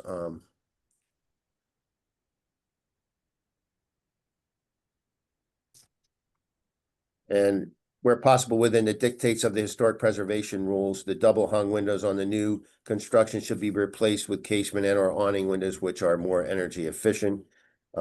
They considered in the stormwater management, they asked that you consider using gray water or stored rainwater for irrigation. And they also talk about Yoshino cherry trees, which are proposed. While they're incredibly beautiful and thrive with full sunlight, they are non-native, require high maintenance and are relatively short-lived. The project has them placed along the north side of the building. More shade tolerant native trees and shrubs with a greater species diversity would be a better choice. They ask that the applicant consult with a municipal arborist. And on the health field, they say consider replacing the fixed windows on the new construction front facade with operable windows to provide natural ventilation. Awning style windows provide ventilation even during a rainstorm. Justification for the parking variance request. As part of the justification for the parking variance, the applicant has identified that the subject lot is the first parcel within the township and shares a boundary with the borough. If instead of using the general township regulations, the parking calculations were to be prepared using the regulations of the applicable to the nearby RB or MRRO districts in the borough, the proposed uses would be permitted, and in which the proposed uses would be permitted, the parking requirement would be 17 spaces. It's probably a little more long-winded than I hoped for, but that's a summary of their comments. Okay, just as an aside, before we go to our engineering staff, Mr. Lesko, Elizabeth Kim, your memo that you just read on the Environmental Commission and our municipal traffic engineer all cited the same issue with the handicap parking and relative to the ramp location or the slope walkway in the front, just as an aside. All right, so now we have, I guess, our engineering staff comments relative to all the presentations. So I guess maybe the best bet, Mr. Lesko, would you like to start? Thank you, Mr. Chairman. I have a few comments in no particular order. The first came up in this meeting, came up in the last meeting, came up in the applicant's materials, a conversation about the porches counting towards FAR. And if they didn't, then the FAR variance wouldn't be as close to or as expansive as it is. It would still be there, but it wouldn't, the number would be lower. That to me seems like cherry picking numbers and not an argument enough for the FAR variance. It's what we count, and there are porches all in the B1 zone. They all would go under it. And one thing we don't count is the basement space here. And I have that at roughly 2,700 feet. So, I mean, if we want to start cherry picking what we don't want to count, then maybe, we can start cherry picking other numbers too. So just be aware of that as it comes to the FAR variance. The wall on Lee Avenue, I just wanted to address that because I know Dan and Derek's memo and mine slightly disagreed, but I think both of us, and after speaking with Dan Weissman about it, agree with Josh's approach to keep the wall lined up with the other walls on the street and require a right-of-way agreement before council. If the council had any sort of issue with that because they expected some sort of expansion of the sidewalk, they would say it at that time. We as staff don't anticipate that. So it seems like a better design alternative for it to be lined up with the walls that already exist on Lee Avenue. Moving on to the ADA accessibility. I know we talked about this last time, and it seems like we've really beat this into submission, but I think it's obviously a very important topic to discuss. Josh, your statement last time about having the ADA inviting and non-discriminatory, completely agree with that. But I guess my question, and that was in response to if there could be ADA accessibility in the rear alone. So is there any, or have you considered having a secondary lift in the rear in addition to what you have in the front so that someone could have a choice? Because as you said earlier, ADA doesn't just mean a chair, but maybe for someone in a chair, they'd prefer the lift, and maybe someone with a different level of ability, they would take the switchback in the front. We did look at adding a lift in the back, and it is challenging at best. We also feel that it does not meet the general intent of the ADA, that somebody who is impaired is supposed to take the regular pathway that everybody else takes into the building. And if we did a lift in the back, it would only provide access for our firm and our office. It would not provide access for the other locations, certainly not the first floor retail tenant we plan on having come in. And so from a value proposition, it felt like it was an unequal access point. So that's why I do believe very strongly in my father lived, 8 years before he passed away in a wheelchair. And I have that experience etched in my mind. It's one of the reasons why this is a priority for me. And I think that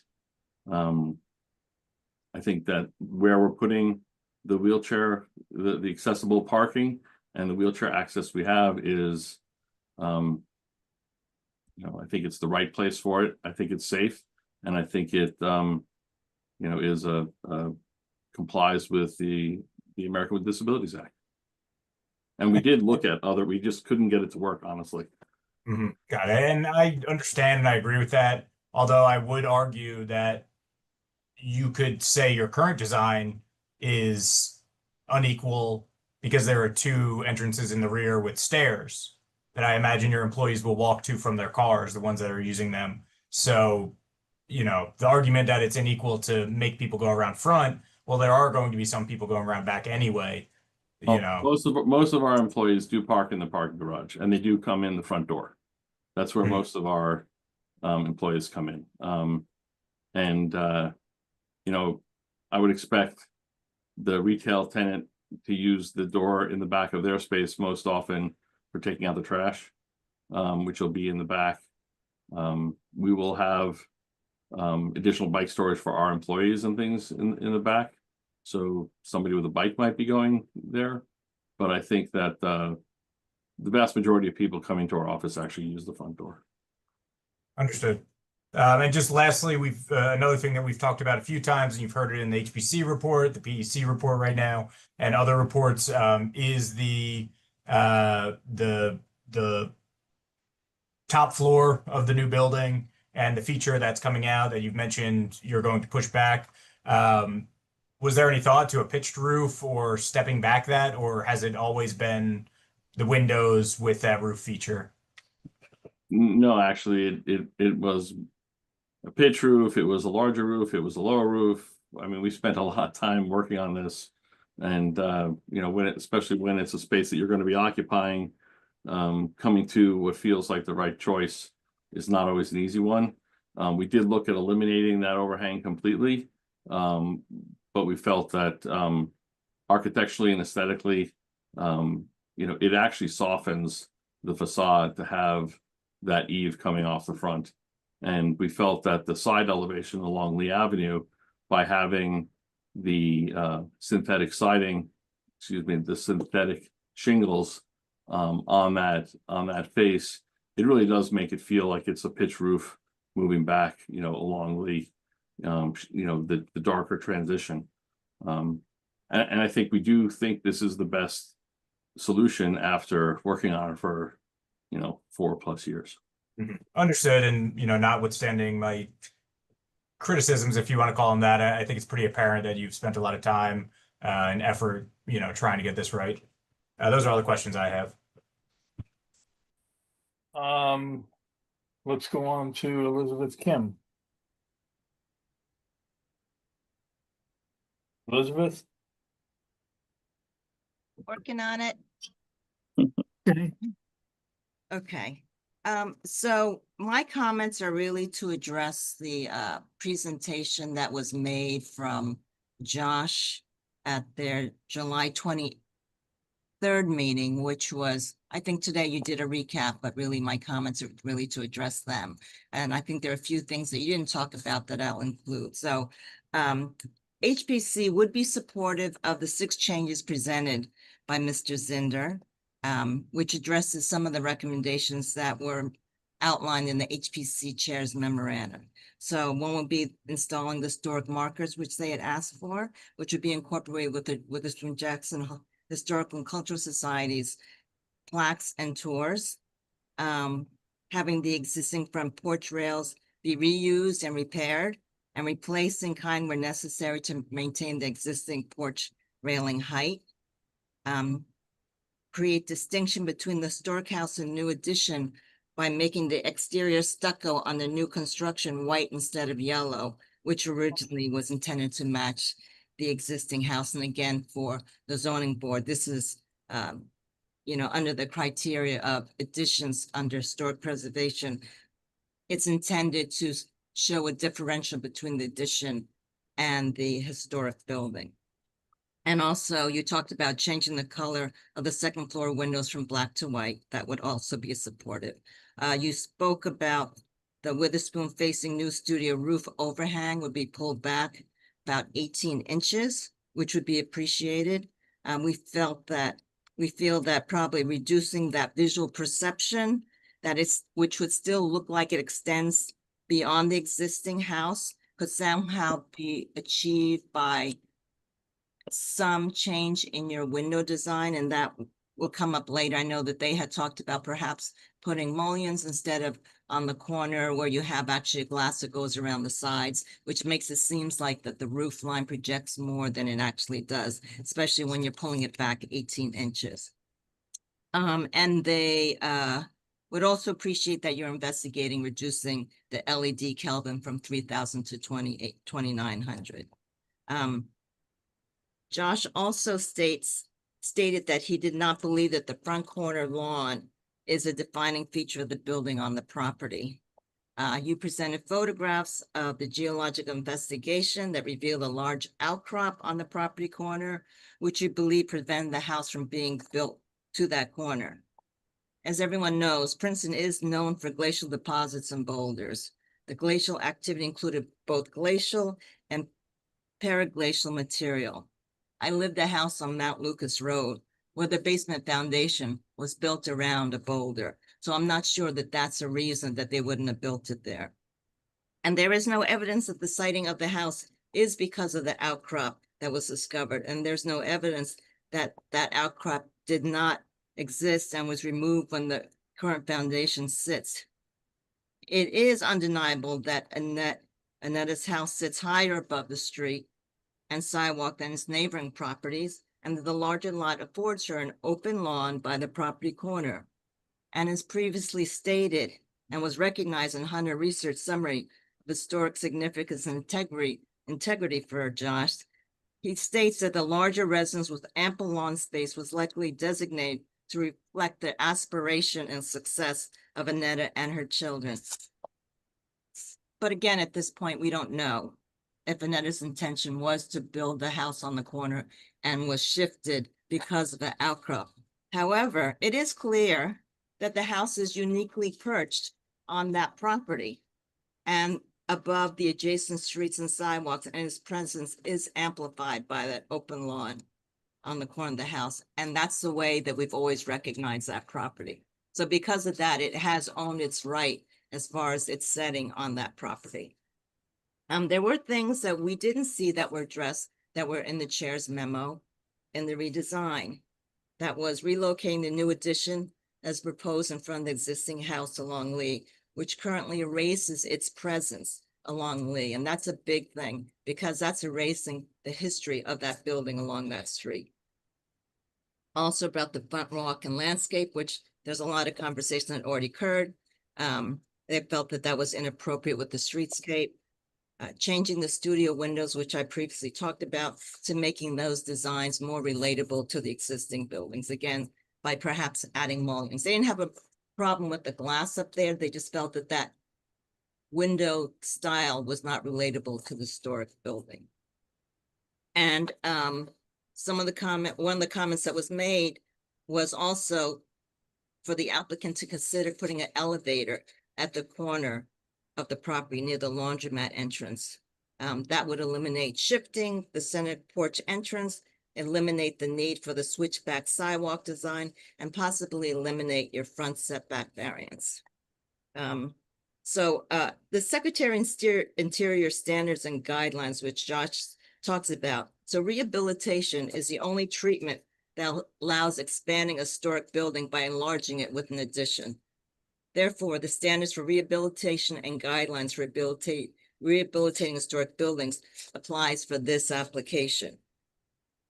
Rehabilitation is defined as the act or process of making possible a compatible use for a property through repair, alteration, and additions while preserving those portions or features which convey its historical, cultural, or architectural value. Josh concluded at the meeting that the new addition meets the Secretary of Interior standards for the treatment of historic properties. That is true to a point. The hyphen clearly meets that criteria because you can see the distinction between the addition to the historic building. In addition, they're able to not do any demolition, So if you remove the addition, the existing structure could go back to its existing feature, and that is something that is identified in the standards. In addition, the roof line was considered by HPC to be distracting and projecting. Again, we talked about perhaps Josh could look at this as far as changing some alterations to that window design. But any addition or feature should not be overwhelming, or it should stand subordinate to the historic building. So when you look at that criteria, the addition that's placed on Lee Avenue is not subordinate because it's sitting in front of the historic building, and it should always be either set behind or never in front of that front line. So those are just some of the things that I wanted to bring up that, you know, with Josh's new design, but HPC did support his application. However, it was conditional because they felt that he did such a good job at working at the Witherspoon facade, but not enough on the Lee Avenue one. So any questions the board has, I'd be happy to answer them. Thank you very much. Board members? Okay, let us go to our traffic consultant. Victor? Yeah. Good Thank evening. I just want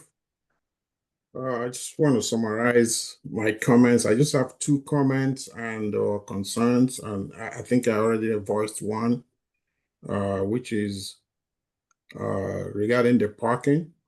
I don't believe the parking supply. I think the parking supply is too assumptions of the parking demand. By that I mean there's too many assumptions that there will be no traffic demand at all to the site. At the minimum, I think even at the opening time, the novelty period of the site, the first 2 months of the site where people are learning the location, there's going to be demand. There's going to be a lot of people driving in, expecting to park. And it's that violation of driver's expectancy that I'm concerned about. There is no, I know the applicant says there's going to be signing, but I don't know how effective this signing will be to prohibit people from going in, looking for parking, or even trying to park on the streets. I think that's a concern I have, and I hope they can address that a little bit further. The other concern I have is, or comment, maybe question two, is regarding the ADA parking, the location of the ADA parking.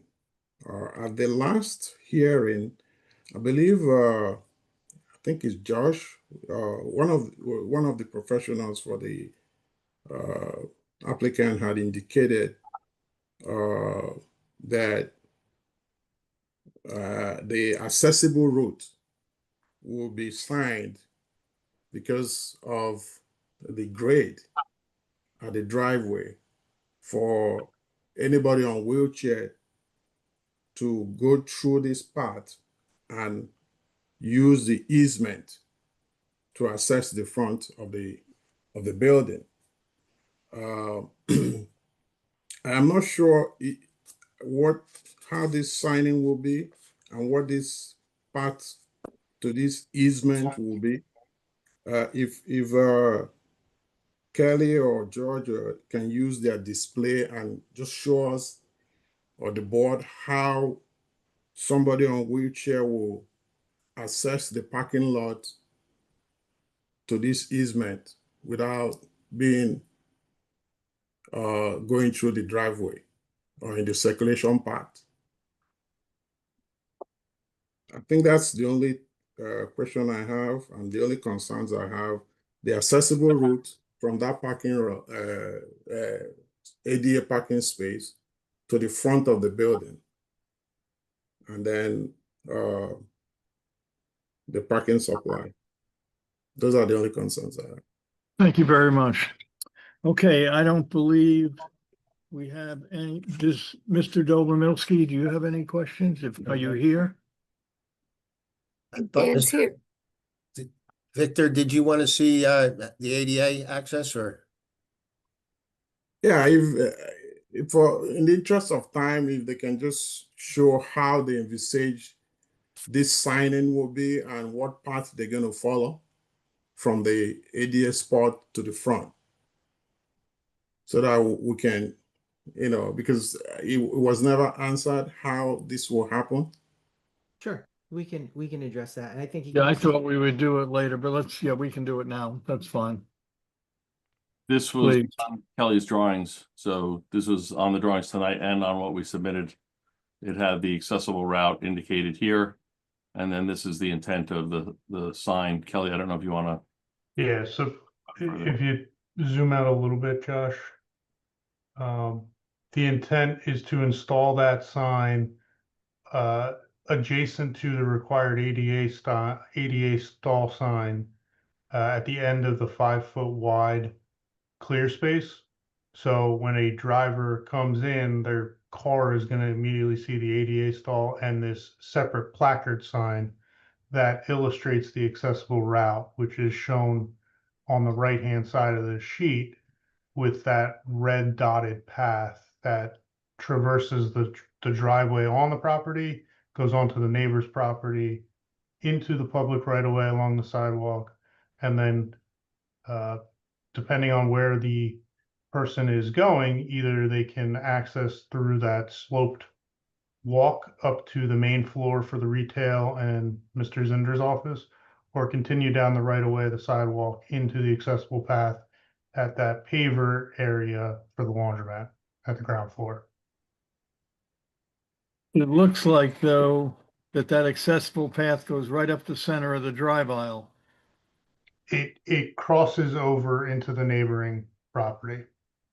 Well, it crosses at an angle and it goes into the neighboring property, but Correct. doing that takes you right down the center of the, close to the Driveway. center of the drive aisle. Correct.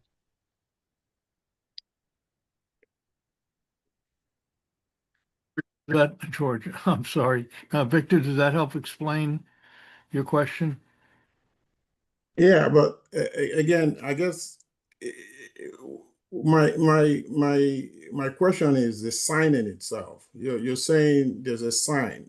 This drawing of the path, is it going to be on the sign? Yes. How is somebody that comes out, how would they navigate through that sign? How would they know how to follow that sign? You have somebody on a wheelchair comes out, how would they see that sign and follow it and know that they have to go through the drive aisle to get to the easement? It's a little tasking. Little what? A little confusing. I don't know. I don't think it's confusing at all. I think it's like any map or drawing. You can look at the drawing and see where you would go. I mean, That's why I was so suggesting Mark. here's the problem. Here's the problem I have. We put in pedestrians in the drive aisle as a safe area to walk through or to even wheel through. Is that appropriate? pedestrians walk on that driveway every day. Yeah, but we're not asking them to do it. We're not signing them to use that.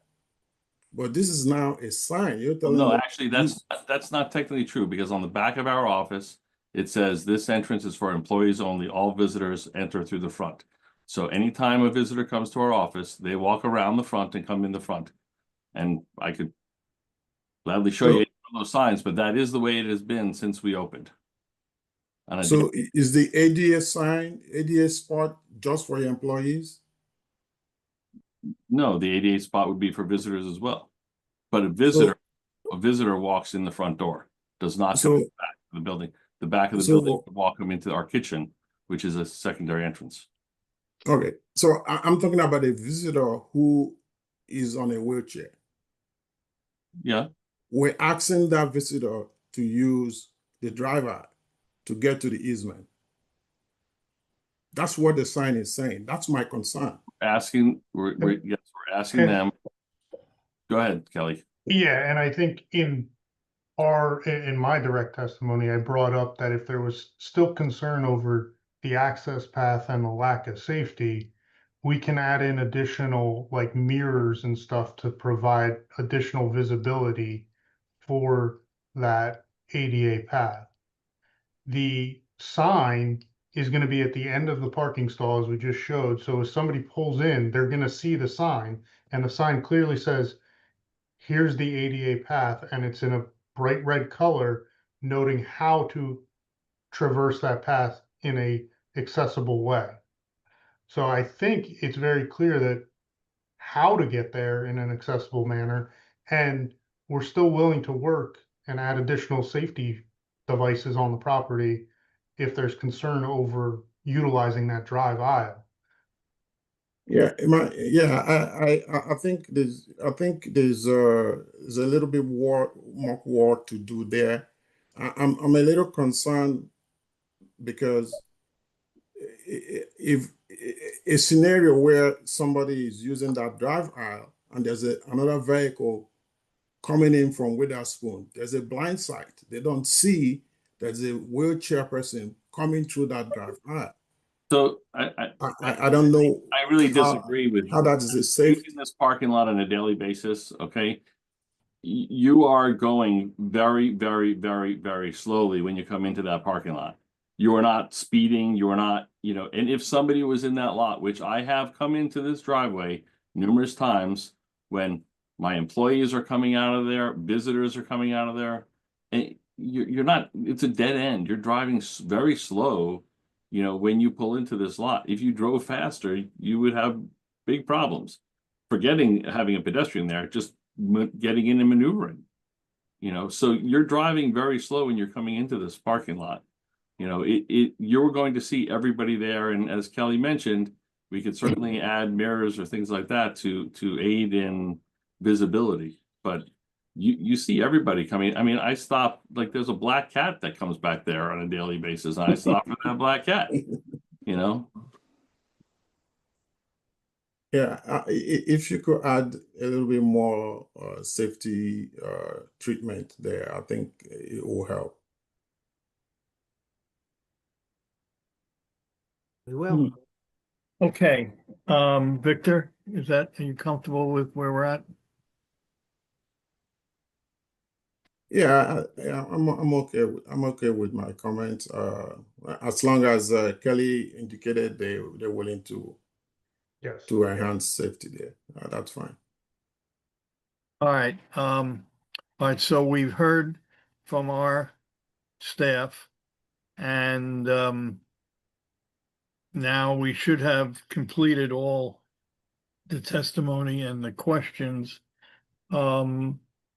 I assume we should open this up to the public right after Mr. DeGrazia gives us a very brief summary. If you don't mind, Mr. Chair, I would like the public to comment because I may have something that I would like to add, based on that.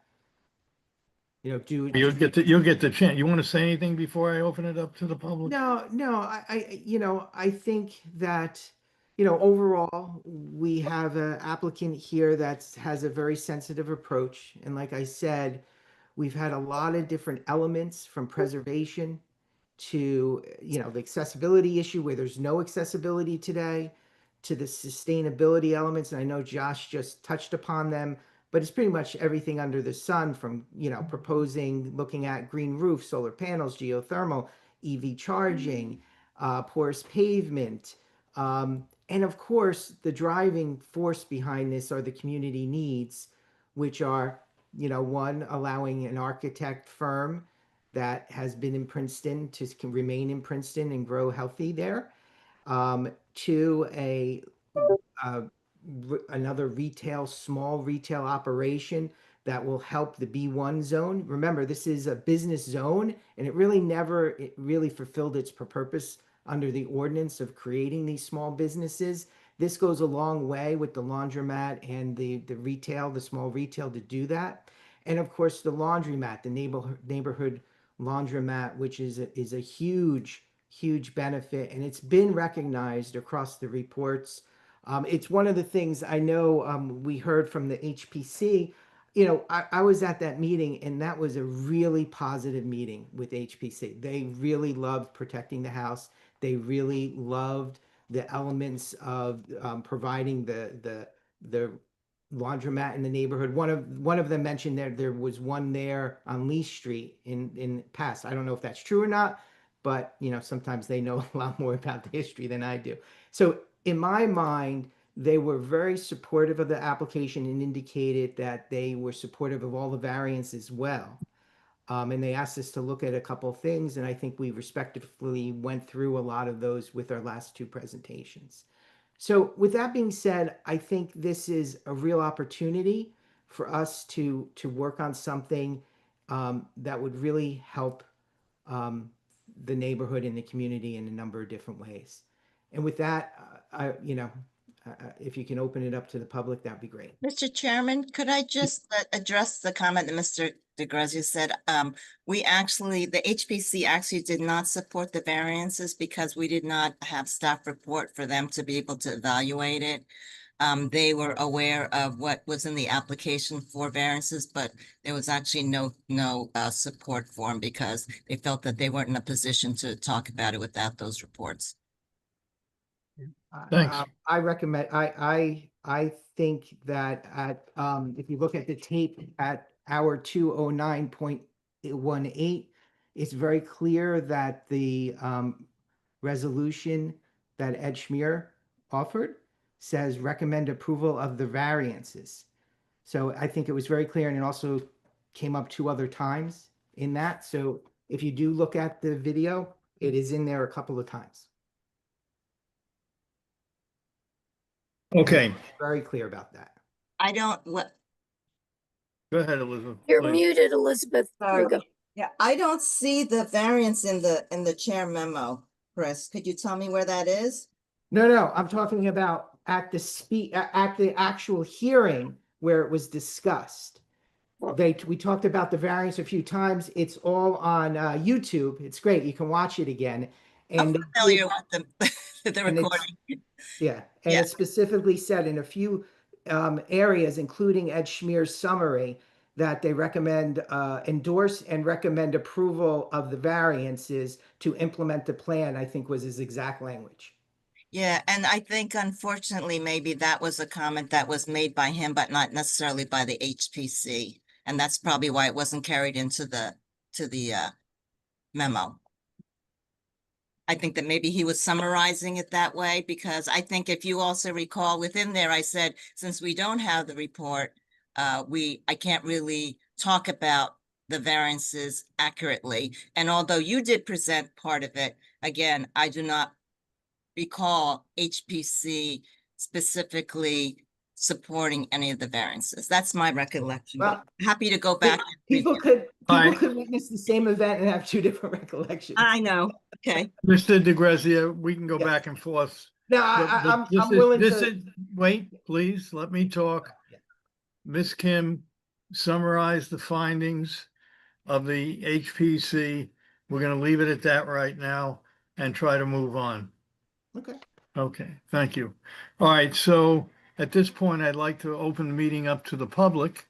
Claudia, has there anyone indicated they would like to speak on behalf of this application?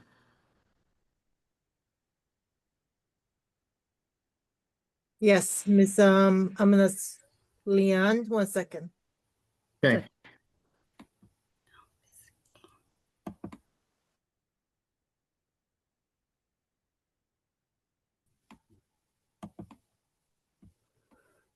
She's on.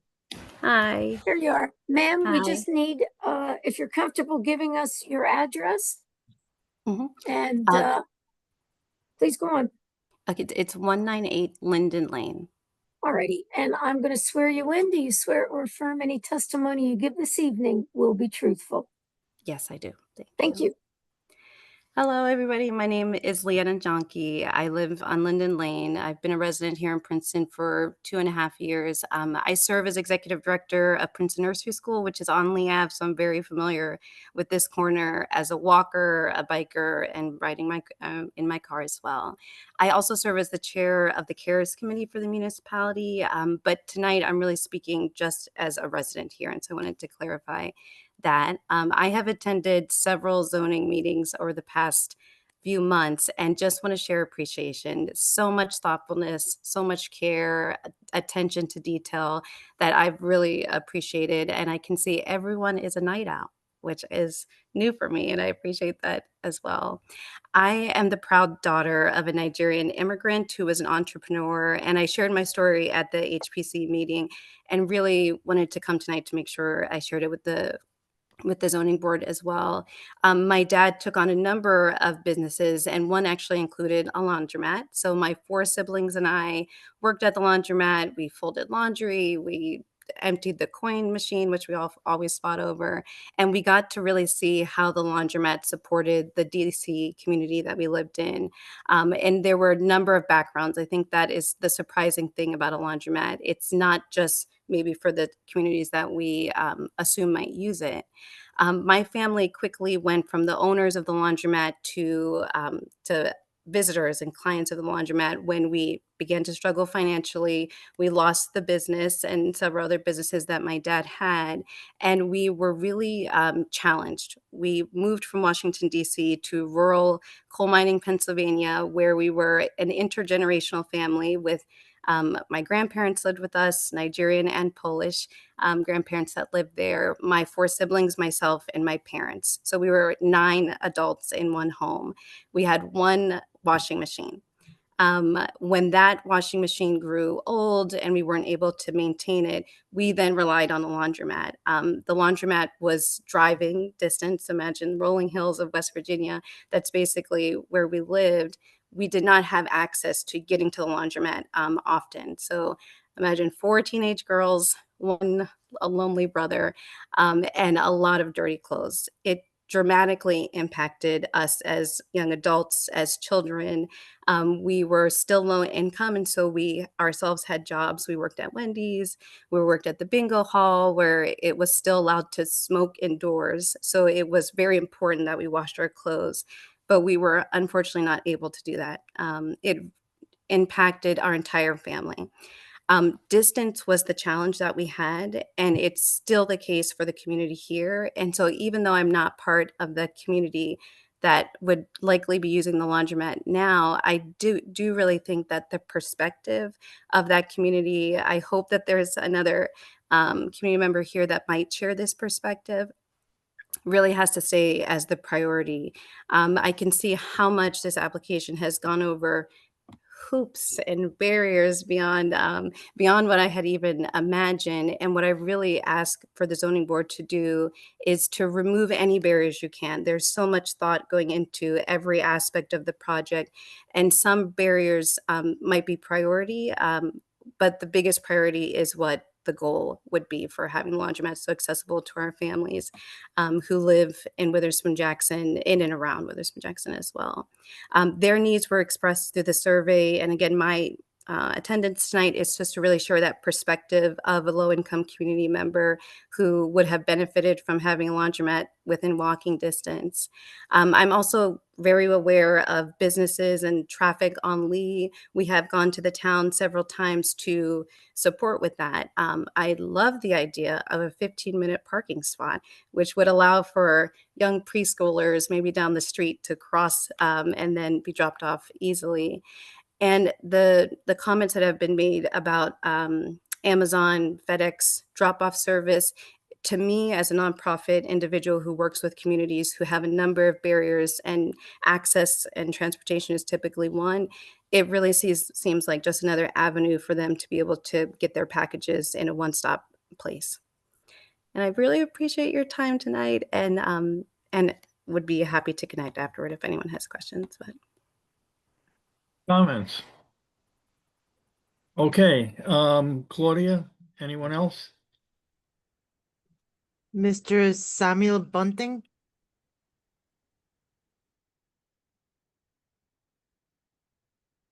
Mr. Bunting, you're mute. There you go. Good evening. Good evening, Mr. Bunting. If you're comfortable, can you give us your address or at least tell us you live in Princeton? Yes, absolutely. I'm a resident of Princeton at 99 Dempsey Avenue. I'm All also right. I'm also And the I'm I'm also going the, to yeah. I'm going to swear you in. Do you swear affirm any testimony you give this evening will be truthful? Yes, I so swear. Thank you. Yes, so my name is Sam Bunting. I'm a resident at 99 Dempsey Avenue. I'm also the proprietor of a property at 242 John Street, which is just around the block from the subject property around Lay Avenue. So I wanted to comment on the application tonight, and again, I would credit the board for the commitment and dedication that you've given to reviewing this application. Personally, I think that this neighborhood really deserves thoughtful investment, and that's what I see with this application here tonight. And in particular, and without wanting to, I couldn't say it more nicely than what Ms. Janko already said. I heard a lot of testimony and discussion tonight. I don't think we really talked about what an incredibly positive community benefit it would be to have a laundromat at this site. When I look out there tonight, it's really dark. It was pouring with rain. But I know that there will have been people going out in that to cycle across town or haul wagons full of dirty laundry across town, no matter what the weather, freezing cold, burning hot in the summer. They're going out across the town because Princeton, a welcoming community, has not made this essential amenity available in their neighborhood. And these are, in many cases, some of the most unprivileged people in our community, and we haven't made that accommodation for them. And, you know, in the entire time I've been living in Princeton, people have been talking about, oh, there's going to be a laundromat, there's going to be a laundromat. Never comes. And Mr. Zinder has brought an application now that provides something which will be incredibly valuable to some of the least privileged members of our community. And I think that we really need to put it on the record what an incredibly positive amenity that will be. And I hope that you, and I'm sure that you're all empathetic people and will consider that strongly in your deliberations. I have two children who attend community park school. One of them is 5 years old and the other is 8 years old.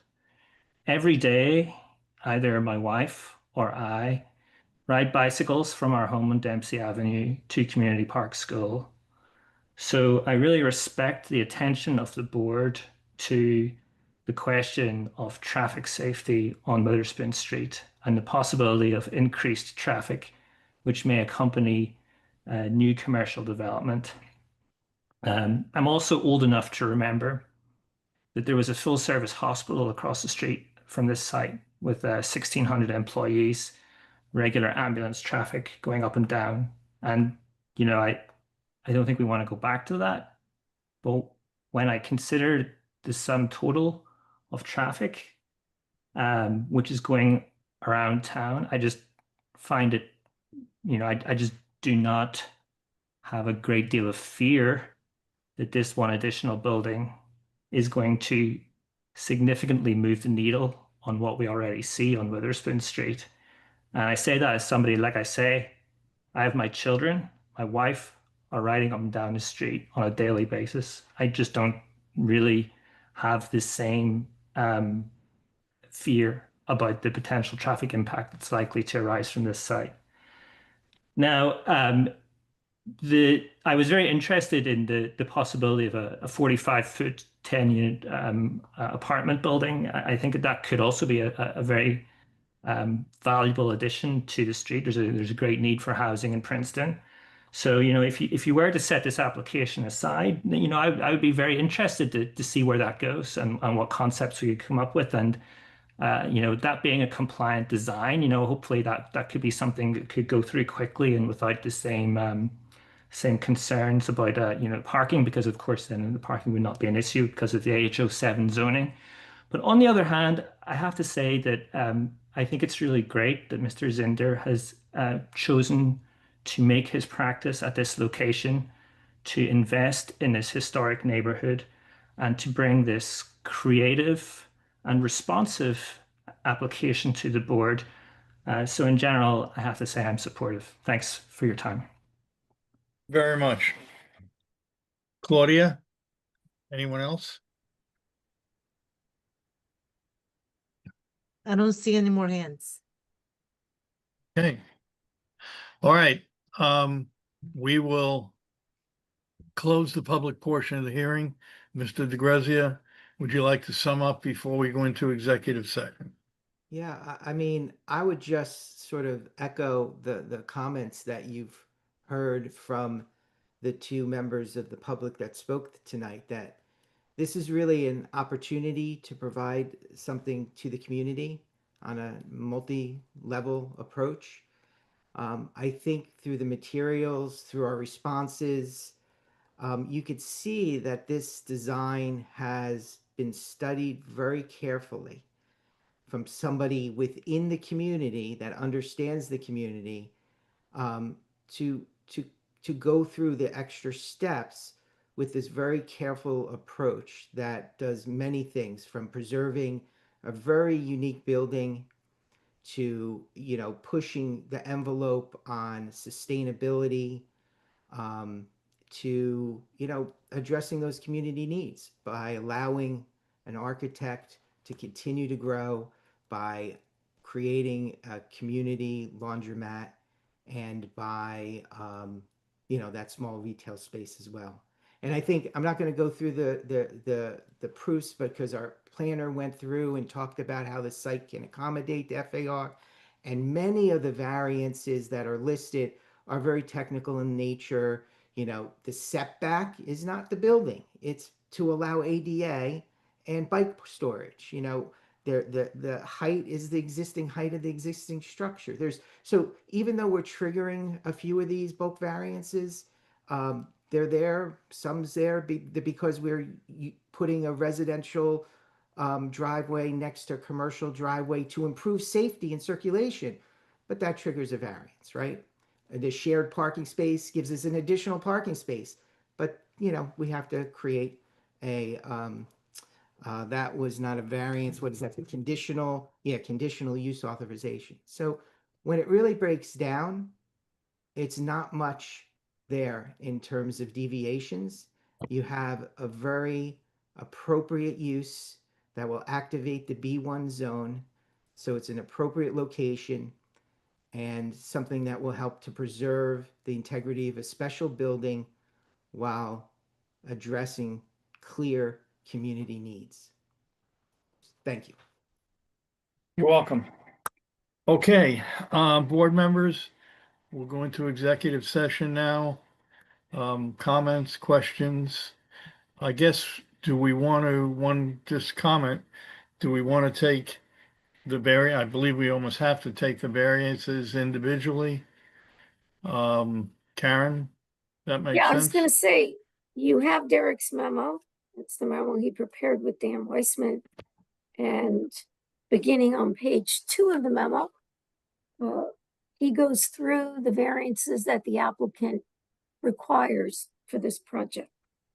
So I would say that's the best way, because although there's been a lot of discussion about one aspect, which is the laundromat, they do need a variety of variances for the entire project. And as Derek points out, 2 of those variances require at least 5 affirmative votes, because they fall into the category of D variances, which I know the board has dealt with many times before. So I agree that that's the best way to go through this. And if you want Derek to walk you through it, I'm sure he can do that. Or if you want to, Just a point of clarity, Karen, Yep. I believe that the FAR is only the only D variance. no, don't you need a conditional use? Because I think Derek, Yeah. Oh, you're I mean, talking about the yeah, they conditional. need relief from that too, Okay, right? yeah, yeah. That's a different standard, though. Yes, it is. Steve, But I'm saying they five votes. still require Yeah, 5 conditional. affirmative votes. So Yeah, the conditional use authorization. yes, And that's needed to have the shared parking spot. correct.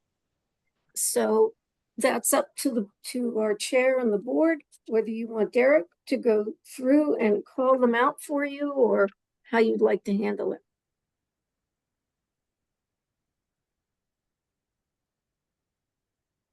You're muted. Steve, yep. I lost the connection there for a second. I think it'd be a good idea to have Derek go through those. But I think let's just start the conversation on this, and then we'll go into Derek's memo and getting to the vote. So what's the feeling of the board? What comments or questions do you have on this application? And what's your feeling?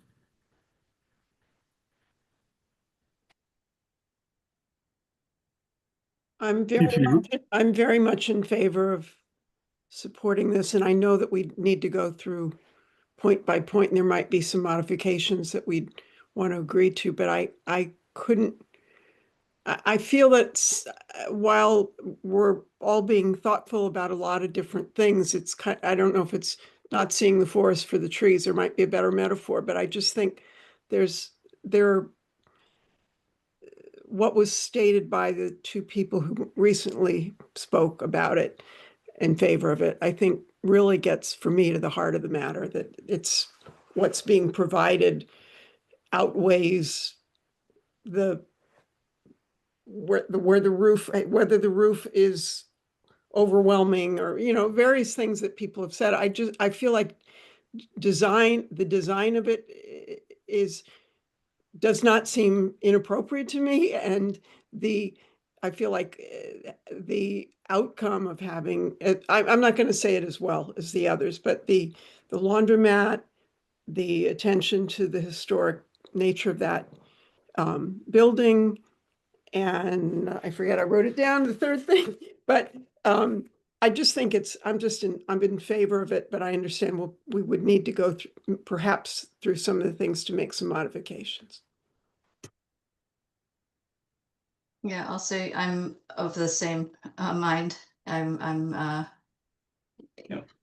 the details of it, I'm sure need some discussion, but overall, I'm in support. I agree with the other board members that have spoken. I support this. I think Josh did a yeoman's job like usual. He put a lot of heart into this and a lot of effort, and I think the benefits outweigh the negatives. I was 100% on board until that damn Amazon thing came up. I'm still not sold on that, guys. But if everyone else says, Harlan, there's an old expression. My grandmother said that when 3 people tell you you're drunk, you should lay down. So if I've been on this board for a million years and I respect you guys, so if you're all telling me that I'm drunk, I will lay down on this one. So I do have a concern that we are almost becoming overpopulated and traffic is becoming a nightmare, and we don't have the infrastructure to support all the massive development that's going on.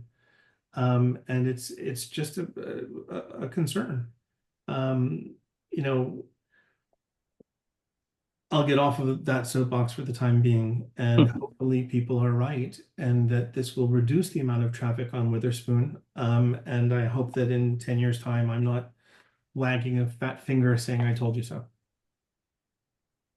I'd like to say, in general, I do support this. To a certain extent, I sort of feel it's like one of those cubic puzzles of wood that you put together, and it's hard to put it all together, but you see the whole thing and it is a cube. And, you know, so the individual parts, I think we should go over piece by piece, but not lose sight of the fact that this is an entire project which has a coherence and a logic to it. I think the fact that it brings investment in an appropriate way to this corridor is very useful for our town. Okay, board members, at this time, go ahead, Michael. I support it and support the laundromat. I understand that. I think a big or a hurdle, which we will get to soon, of course, and we've discussed it a lot, is parking. And I don't know, I guess the start number is whatever the code asks for. Hopefully all the board members know what that number is. I think, Derek, it's 53. Obviously, the parking variance for on-site, the applicant has asked for, I think it comes out to 7, really. Okay. Now, some board members may be like me that thinks a bigger number should be required in approving this. Now, a lot of time was spent today and on the 23rd of July talking about the parking garage. And yes, I believe that is an obvious, don't dispute, resource. But one thing I have, and it's really a question for Derek and Karen, do we have the right? Okay, they proposed 7 on site. But if we think the project in general should have, including on site, I'll make up a number, 32. Do we have a mechanism or a right to condition it on that? And how do we do it? And I just made up the numbers. Understood. Well, the applicant's position is that while Mr. Zinder indicates, yeah, he's providing some parking for his employees, and it may be at the Avalon Bay garage, or it could be another garage in town. I believe the applicant would say they are looking for a variance from all obligation to provide on-site, off-site parking, no parking. In terms then of if the board were to say, no, I'm afraid we can't agree with that, I think we would have to look to our traffic engineer to help us calculate then what is a reasonable amount of parking, and if it's going to be provided off-site, where is that? Because I know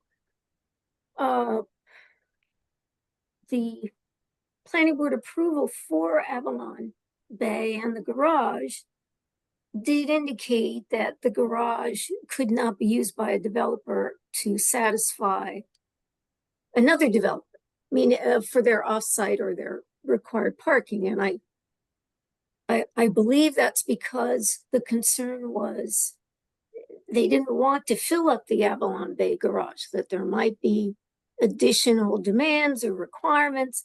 So that was not something that would be available to a developer unless they went to the planning board and said, no, I would like to use some of it. Here's why. There's not much demand, etc. So it's not that the applicant wouldn't have some relief. It's just that if the board's position is additional parking is needed, and since it can't fit on site, I guess even if you make the building smaller, less square footage, less floor area, I'm not sure where the parking could go. So this would have to be an off-site requirement that's imposed on the developer. If it's the Avalon Bay garage, then there's another piece to that, which means the applicant has to go to the planning board and say, look, this is what we want to do. And this is what the zoning board has advised us that they feel is necessary. But in terms of the number, yeah, we need some calculation for that. And I think we'd have to look to our traffic engineer to help the board calculate that. Derek, do you have anything to add on my question? You're muted. You're muted. Sorry, thank you. I mean, part of it's common sense, you know. I think by the nature of the laundromat, people are not going to drive to that laundromat. There may be a few people that do, and they'll park at the garage across the street. So that the laundromat will either work with the parking that is not there, or it won't work, and then they'll have to return to this board for some other use. The variances run with the land. I think Josh is, you know, he's given us he could have 20 employees, he could have 20 parking spaces. If the parking spaces disappear in the Avalon Bay garage, then they'll have to go somewhere else. And that could happen. I mean, we can't tell the future. There's plans for the affordable housing project on Franklin Avenue, which who knows where their parking will be. Then they would be forced to park downtown and have to walk, which is about a 15-minute walk. So variances are tough. There is no ability to really create parking on the site, or they would have done it already. Right. And there is no place that I can see that is really, sometimes boards feel better. Like we used to say, oh, you can park on the front yard of the guy on Hodge Road who owns the Panera bread store, you know, and that's just unrealistic. I mean, it doesn't happen. It's impossible to enforce. So I think you have to look at this and take the totality of all the testimony, and you got to either grant a variance or not grant it. Or, you know, the building gets smaller. It's that simple. And I think that you've heard extensive testimony. It's just a tough call at the end of the day. It's a variance. I don't see any other way. Yeah. The only other way you could ameliorate it is if there was somebody that would deed restrict parking spaces for them that's within 400 feet of the site, and there aren't any. So it's a tough call. I wish I could give you more guidance. I'm throwing a lifeline out to Justin if he has anything to offer, but it's a tough call. And you know, you have to, it's like all these things with the use variance or any variance, you have to balance the good with the bad. And at the end of the day, does it tip one way or the other? And I think you have the investment in the neighborhood, you have the laundromat, which I think you've heard testimony from, that it'll be hopefully a success. The architectural design, I find, you know, I like it. So the rest of the variances are, as they said, technical in nature. The big one is the FAR and the parking, and they're kind of related. So it's a tough call, and there's no magic bullet. You know, you just have to reach some kind of consensus with the board. Yeah, thank you. I If I guess can jump in for a minute, I think the design is intriguing. I really kind of like it. I like the way it fits into the neighborhood. I'm very troubled about the parking because not the on-site parking, because I think people who park there will figure out how to get in and out of those spots. And people do that all over town. The lack of parking is very problematic, like Michael said. But I think Derek's also correct.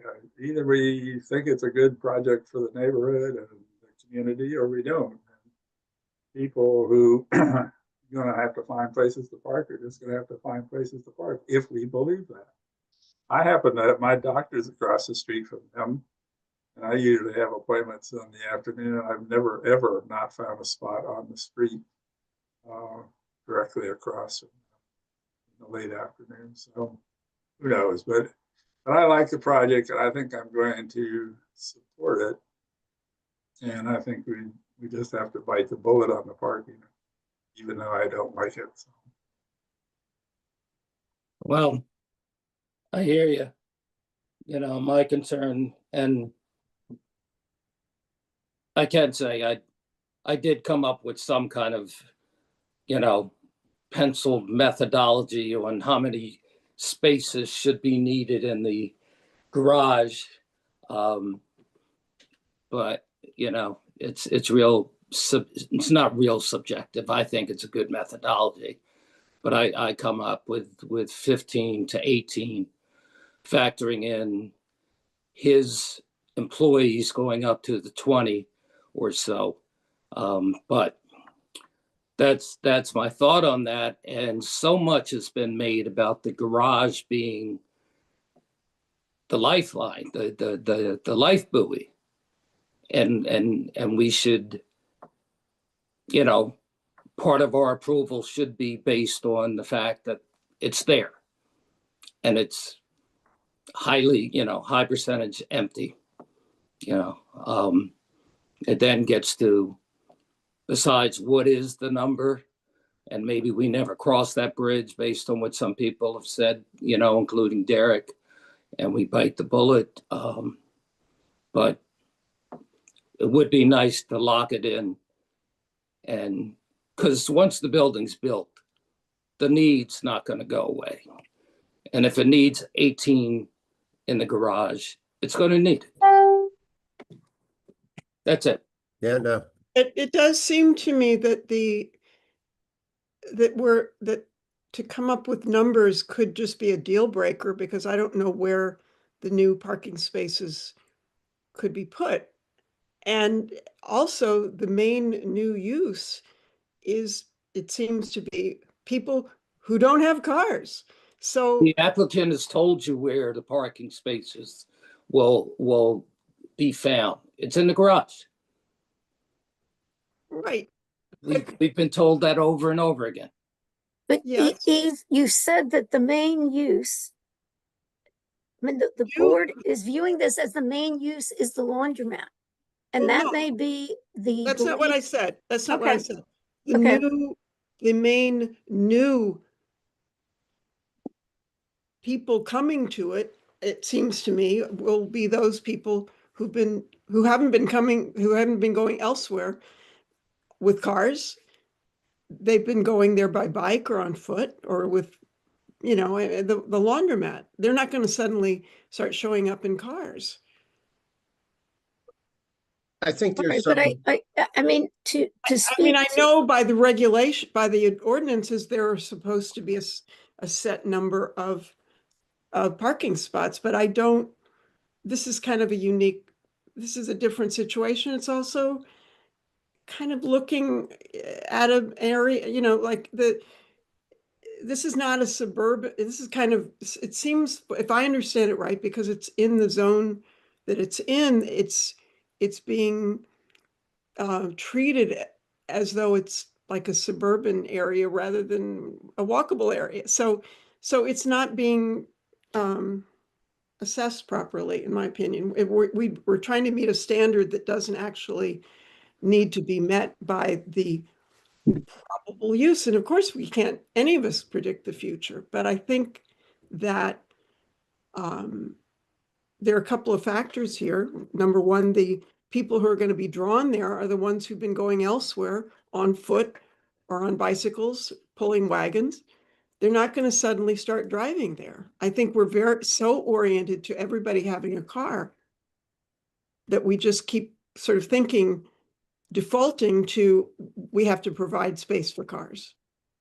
And maybe we'll cut it back a little bit, but we have to provide space for cars. I just think this is a situation where, you know, I could be proven wrong, but it seems to me that there are several variables here that just would argue against doing that. And just, I don't think the need's going to be as high as everyone might think, or that the ordinance would require. I think Michael's saying there isn't, you know, if you look at strictly the ordinance requirement of 53 spaces, that's not the true variance number. the variance number may be less. Like George Jacomar said, the laundromat would probably be like 5 spaces with a ITE, but based on the location, it'll be less. And I think there's an element of truth in that. I mean, I think Josh is a businessman. He's an architect. He's been doing this quite a while. He's willing to invest millions of dollars into this site, and it's got to work. So, I mean, I don't think that his office requires 37 spaces, and that's what's in the ordinance as we have it now. So I think the same with a laundromat, it doesn't require the 10 spaces. They're both going to be kind of affected by the market. I think Josh can manage his parking. His staff will have to deal with that, and that's something he's going to have to deal with. But if you're going to come to that site, I don't think your visitors, how many visitors do you typically have in a week, Josh? 1, most 2. I mean, are they groups of people like a couple investors, or more often than not, it might be a couple, who have a house or one person who's doing a project, on occasion, maybe once a month we'll have like 3 or 4 people come for a meeting kind of thing. But often that might be in the evening when nobody else is in the parking lot too. So I think, as I said earlier, the laundromat's either going to sink or swim based on the neighborhood that, those people that use it. If you have a car, it might be easier to go to the shopping center and park much closer than you can park to that laundromat than you can at this site. So I think the board has to just kind of consider all the testimony. We've heard extensive amounts of testimony. We've heard studies, and I don't think it's 57 spaces. There's a variance, obviously, but I don't think it's that number. It's probably less than half of that, I would guess. But Steve, are we in a position somebody could make a motion? Well, if you're getting, just Once again, we're Well, good. hell, we've been talking about this for So 18 we're gonna, hours. we agreed to go through the variances one by one and get them knocked out. You're jumping to the end again. Stephen, as the person who drafts the resolution for your consideration, Yes. if you don't go through these variances, then Okay, that's fine. I asked the I- question. I asked the question, are we in a position to make a motion? Evidently, No. we're not. So let's go No. through the variances one at a No. time. But Okay, let's do that now. I wanted to have a little discussion first, which we've had. Derek, let's start going through them. you're muted, Derek. thank you. Sorry. Floor area ratio, the requirement is 0.6 and the proposed is 0.736. The existing building is 2,515 square feet. The proposed building is 7,213. And that's a D variance, requires 5 affirmative votes. And as we've discussed many times, it's not that the site is uniquely suited for the development, but that it can handle the added intensity of development.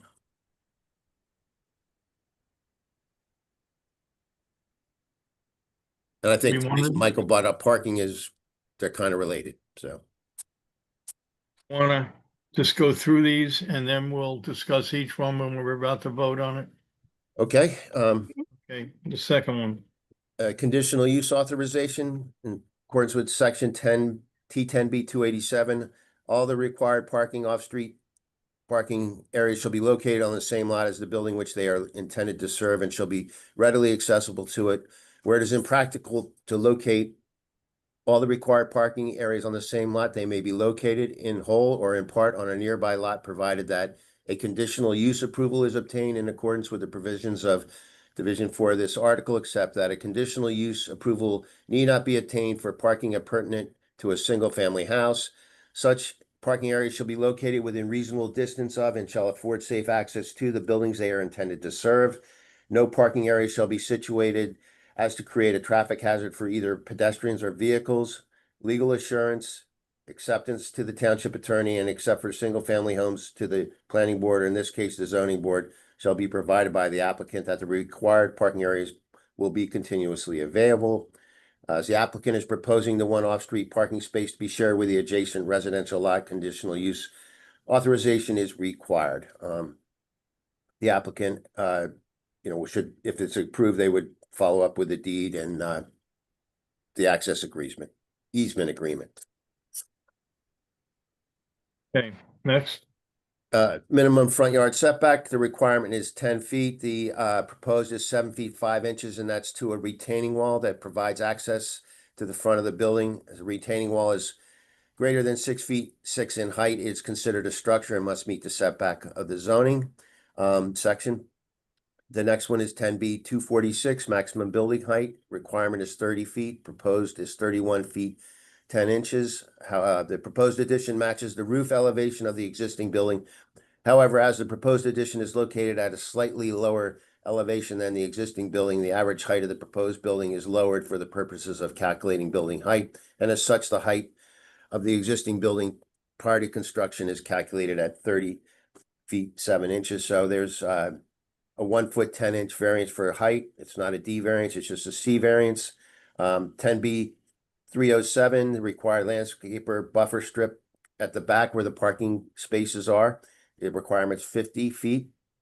A proposal is 4 feet along the western lot line where 7 exists currently and 0 exists on the southern lot line where no buffer currently exists. The next variance is T10B 255.2. Maximum width of a driveway, requirement is 10 feet.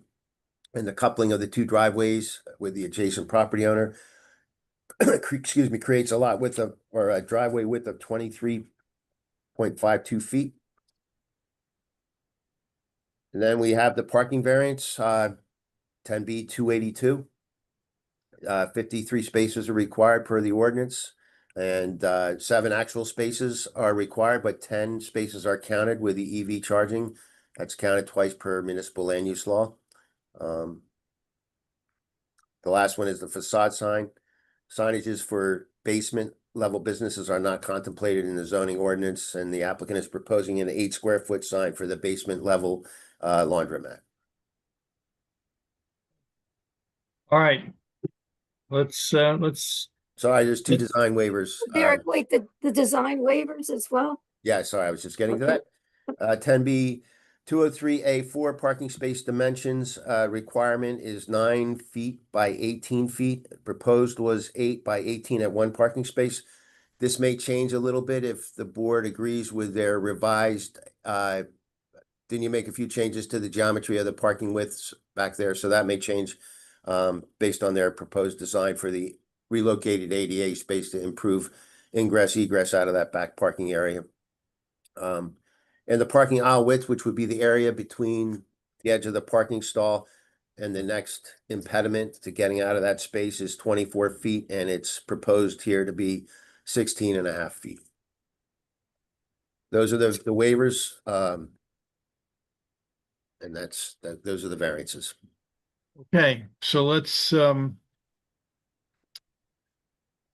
discuss each one. Do we need, Karen?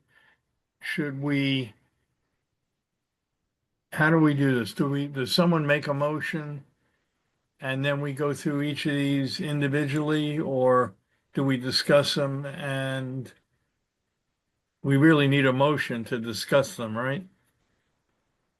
Since there are different vote requirements on these, and 2 of these variances require at least 5 affirmative votes. One way to do this might be to consider the two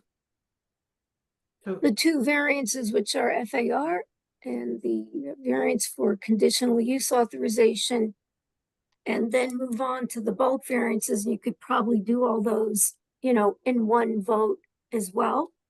But I do have one question before we start with motions. There are recommendations in Derek's, Dan Weissman's review memo. We have HPC recommendations. There's PEC memo recommendations. So it's also been proposed by the applicant that if they want to change the laundromat use to another use, they can't do that without further board approval. The applicant has indicated that they will review some further safety improvements in connection with making the accessibility route, what should we say, understandable and obvious to someone who's in a wheelchair. And I'm assuming that has to be reviewed with board staff and professionals, so they need to sign off on that. So we've got some other conditions. So if someone's going to make a motion, I'd like to know, are we building that into the motion? Yeah, I had a couple of other, just to enter into the record, the applicant didn't state that the lights would be on motion detectors. Correct. I think I've was a got that. comment. Yep. I've already made a note of that. Yep. Then in the same section, 10B 317.1 requires a minimum illuminance of 2-foot candles for parking lots with low level of activities. The plan indicates the minimum illuminance level is 0.1 foot candles within the parking lot. The applicant shall revise the parking lot lighting plan to meet this requirement. I don't know if they have an issue with that. Fine. No. No issue. And the surface water runoff per NG DEP best management practices manual, roof runoff that directly discharges into the storage bed for pervious pavement must be pre-treated by leaf screens, first flush diverters, or roof washers. The applicant shall update the plans to include this pre-treatment. And along the same lines, they should offer a stormwater management maintenance manual for the staff to review. No objection. And then we get to the retaining wall, the 2'4" retaining wall. It protrudes approximately 18 inches into the public right of way along Lee Avenue and will abut the existing sidewalk. The construction of this wall within the right of way will require approval from Mercer County. Staff recommends that the wall be relocated within the property to the lot line and that the sidewalk be widened to meet the proposed wall to improve pedestrian circulation in the right of way. So I think the board needs to think about that. You have the same situation on Witherspoon? No. The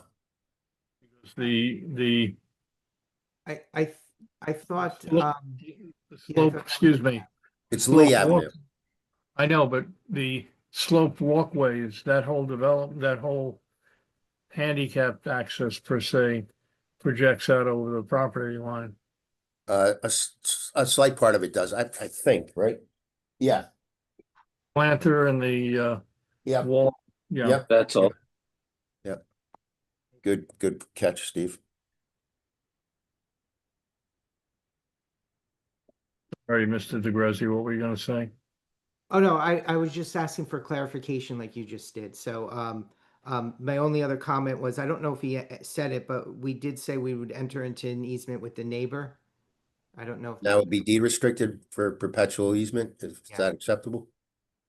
Yeah, that's what we're. Good. That's what you said. Thank you. And then the only other question I had, Karen, I think it does make sense to talk about the D variances, but I'm not sure if the second one is actually a D variance. It's conditional use authorization. I don't think it's conditional use variance. So in Eric, other words, if it's in front of this board, the reason it's in front of this board is because they cannot meet the conditional use standards. That's why that's it's not how I here. read it, but if Derek agrees, then that's fine. Well, I have to ask, that was my understanding. If they simply needed, it's the planning board that grants conditional use approvals. However, if the applicant can't meet all those standards, then they come to the zoning board for relief. So I was just thinking the zoning board has the authority to grant it because all the jurisdictions together, it's a single application. So the jurisdiction is because of the FAR variance, you have a D variance, and then site plan approval, including the ability to grant the authorization will also be there. Derek, you're Derek, on we mute. can't hear you. You're muted. Sorry, I kind of thought along the same lines as Christopher, that it was here for the FAR and there was the Board of Jurisdiction and Okay. that was the way I looked at it. All right, well then, well, I'm not really sure what kind of variance that is, so I guess we'll, I think there, it's yeah, you're just muted. I don't conditional- really know what I- we would I call think- it, so. Yeah, I think it's just called conditional use authorization to allow us to utilize that one space on 2 properties. Right, well, let's just continue, okay, so. All right, so we don't know yet, what is the board doing with, your comment on H? Staff thinks the wall should be relocated within the property of the lot line. I thought this had been discussed.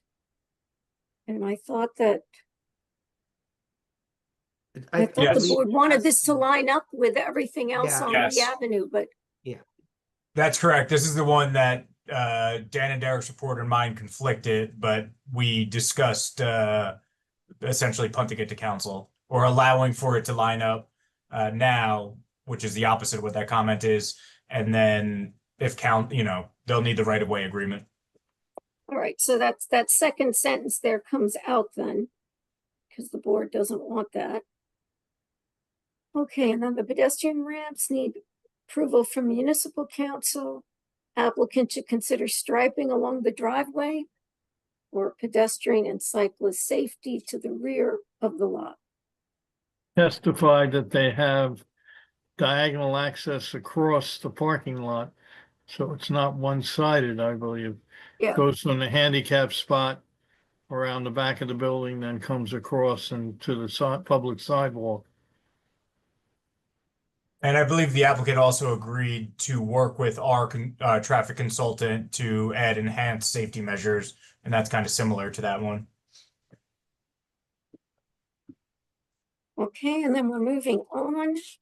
So this staff comment proposed moving the ADA space to the southernmost parking space because that would make the shortest accessible route, but I understand the board has said, no, they don't want that.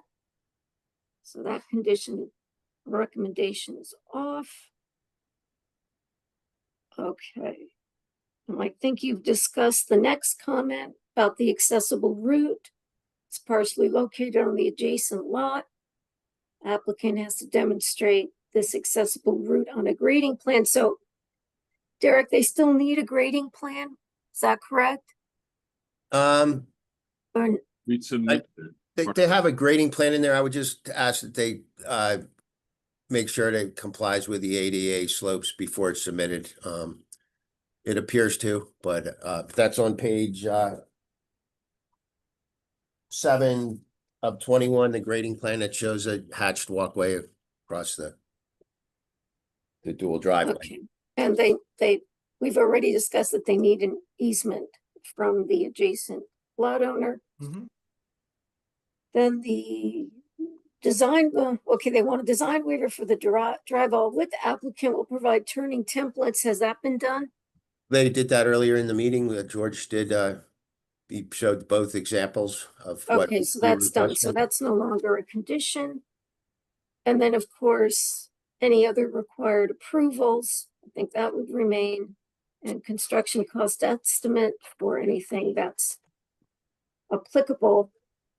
And then HPC has a variety of recommendations, not all of which were accepted by the applicant. So I don't know what the board's thought is on that. I know Elizabeth went through it with you. There's the overhang, and I'm kind of summarizing what's in HPC at the very end of the memo, but there's 1, 2, 3, 4, 5. Well,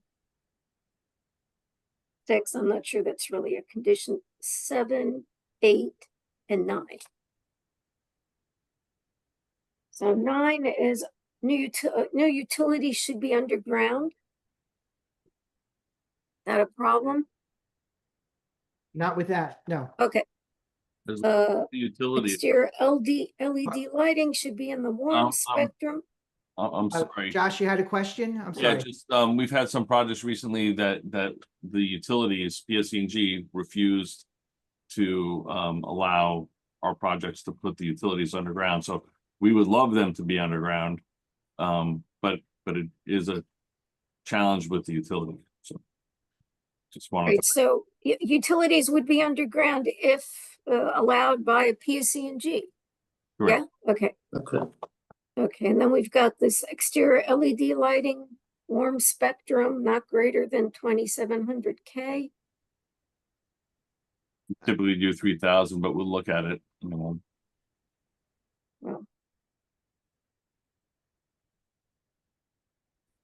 so that's not really a condition, okay? I think the discussion was had about the Lee Avenue facade. And since the board likes the project the way it is, that's, I guess, not a consideration now. I think paragraph 6 is just a comment about the HBC feeling that the lawn was a significant portion of the facade of the house.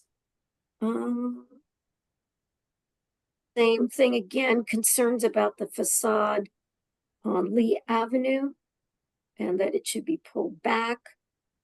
But again, since the board is happy with the project, assuming that's out.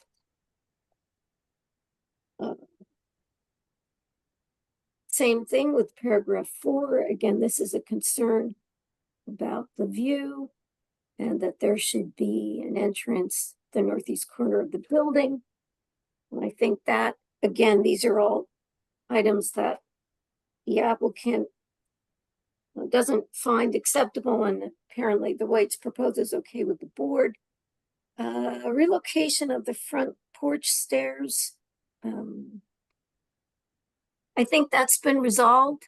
I believe, I thought Elizabeth commented that that's been resolved, or am I wrong about that? Well, the railings were resolved. The alignment of the front porch stairs was not physically possible. Because of the ADA slope requirements. So we're able to work and address the comments related to the railing. Okay. But not to the location of the porch, the front porch stairwell because of the ramp requirements. Okay. And then the upper floor picture windows, this is HBC recommendation number 2. I think that's They where you don't put like in the this, black so trim. Josh, did you do the black trim? We changed the trim on the double hung windows from black to white. Right. Yeah. The upper picture windows, honestly, we haven't determined what the color is. I think we have it represented as a darker color to help it disappear. Okay, so the upper picture, but the style of the window is going to remain. So the Yes. HPC recommendation about mullions, okay, the board doesn't feel that's necessary. And then the whole issue of the overhang and that it's too aggressive, etc. So again, since the board is happy with the design, that's out. Okay, we've already talked the laundromat, that's a condition. We did pull it in. We did pull the roof in a little bit though. In response, we brought in, I think it was 18 inches, right? The roof line. So Correct. we did do that based on that comment. Okay. Okay, and I'm gonna assume the PEC comments, yeah, they were read in the record. I didn't hear any response from the board, so does the board want to make that, is anything in that you want to be a condition of approval, or? I would just note that we will work with the landscape architect and the arborist to address any issues in there, which I mentioned during my presentation. Okay. All right, well, since we don't hear any comment from the board, we're going to assume that they don't feel that those comments are. My view on that is, you know, they put the comments in writing. Josh the applicant considered it. The applicant decided he did not want to make those changes. And, you know, he obviously believes in his design, and fine. I'm not sure it's up to us to try to force him into a design change, not even a variance request. So if someone now wants to make a motion, since it's the FAR that requires those 5 votes, if somebody wants to move approval of the FAR, that we would say no, that. Karen, Yeah. I had 2 notes that I'm not sure were covered or not. One, we had discussed there was a tree in the northwest corner of the site that was just erroneously not included, and the applicant said they're going to keep it there. Correct, Josh? Correct. Yeah, and then I had another comment that's not, sorry. Another one that's not really a zoning comment, but it is an ordinance requirement, that single stall bathrooms are labeled as unisex. Obviously that's inside, but just wanted to note that because I don't think they were on the plans. No problem. Okay. All right. So if somebody wants to make a motion now for approval of the FAR, and I'm going to suggest that since if that's approved, it will be followed by additional motions for the bulk variances and conditional use authorization, that they'll all be subject to the conditions that we've just gone through in some detail without reciting them all again. And it would include 2 design waivers and the preliminary and final site plan as well.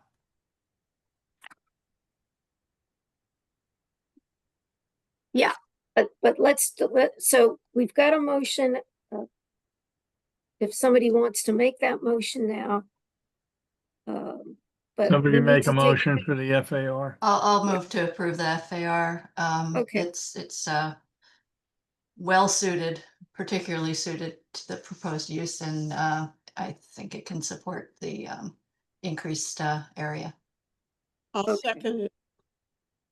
Alrighty, so Claudia, do you want to take a roll call so that we know we've got 5 votes for this? Ms. Chen, Yes. Ms. Coulson, Yes. Mr. Floyd, Yes. Mr. Shriver, Yes. Mr. Tenenbaum, Yes. Mr. Stein, Yes. Chairman Cohen. Yes. Thank you. Okay, Thank you. so then we now need a motion for the conditional use authorization. Board members, somebody like to Preliminary make a and motion? final site plan approval, the bulk variances, which Derek has gone through, and the design waivers for the parking space dimensions and the parking aisle width. We want to do that as one. I think so, because that does not require the 5 affirmative votes, unless there is a board member that, well, Let's see, does someone want to make a let's see motion? if that flies. If not, a board member can indicate why they, can't vote for that because they've got an issue with some particular bulk variance. Board members, somebody want to make a motion? Eve? You want to make a motion for the group, the whole You're number? muted. You're muted, by the way. Yeah. Okay, and does someone want to second that? I'll second it. Okay, thank you. Claudia, can you call the roll on that? Well, first of all, wait, excuse me, any discussion on that motion? Okay, Claudia, call the roll, please. Who moved it? Eve. Eve moved it and Bernice seconded it. Bernice seconded it, yes. Ms. Chen, Yes. Ms. Coulson, Yes. Mr. Floyd, Yes. Mr. Shriver, Yes. Mr. Tenenbaum, Yes. Mr. Stein, Yes. Chairman Cohen. Yes. Thank you. Okay, now what do we have? We have the design waivers? No, Then we we're all done included that. together. You're done. Okay, Thank you very much for your Thank time you. this evening. We really appreciate it. I know it was a long path, but we do really appreciate it. Thank you. Okay. You're welcome. It's a nice project. Thank you. Thank you very much. We're Thank you. excited, right, Josh? Oh, yeah. All right. Now we Are have we all the, really done? I mean, don't we have to vote on the motion for the whole project? Well, you've done it, Steve, in two portions here. What do You, the first motion, no, Michael, you're looking like no, No, you're right. It's all done. it's Yeah. done. It's all done. The first motion was for the FARD You variance. didn't Yeah, realize and that. And with the the second- conditions that we all went through. Yeah, and the second right. one was for all the other relief plus the conditions, were incorporated in. And We the site voted plan on all the approval. pieces. Yeah. Yep. Thank you again. Okay. Really Thank you. appreciate it. Yes. Everyone next week. Okay. Sorry. Thank you. Wouldn't miss it. Thank you, guys. It's been a rough summer. Yeah. Do you want to close the meeting? Yeah. Yes. Okay. What's next Any- week? What's coming next week, Derek? 728 Bun Drive into FAR variance residential. Yeah. All right. Didn't take more than a month. Okay. Okay. Well, thank you all. We got through it and it's going to be a nice project. Okay. Really. All right. Good night. We'll adjourn, everyone. we'll adjourn the meeting now. Great. Have a good night. Good night.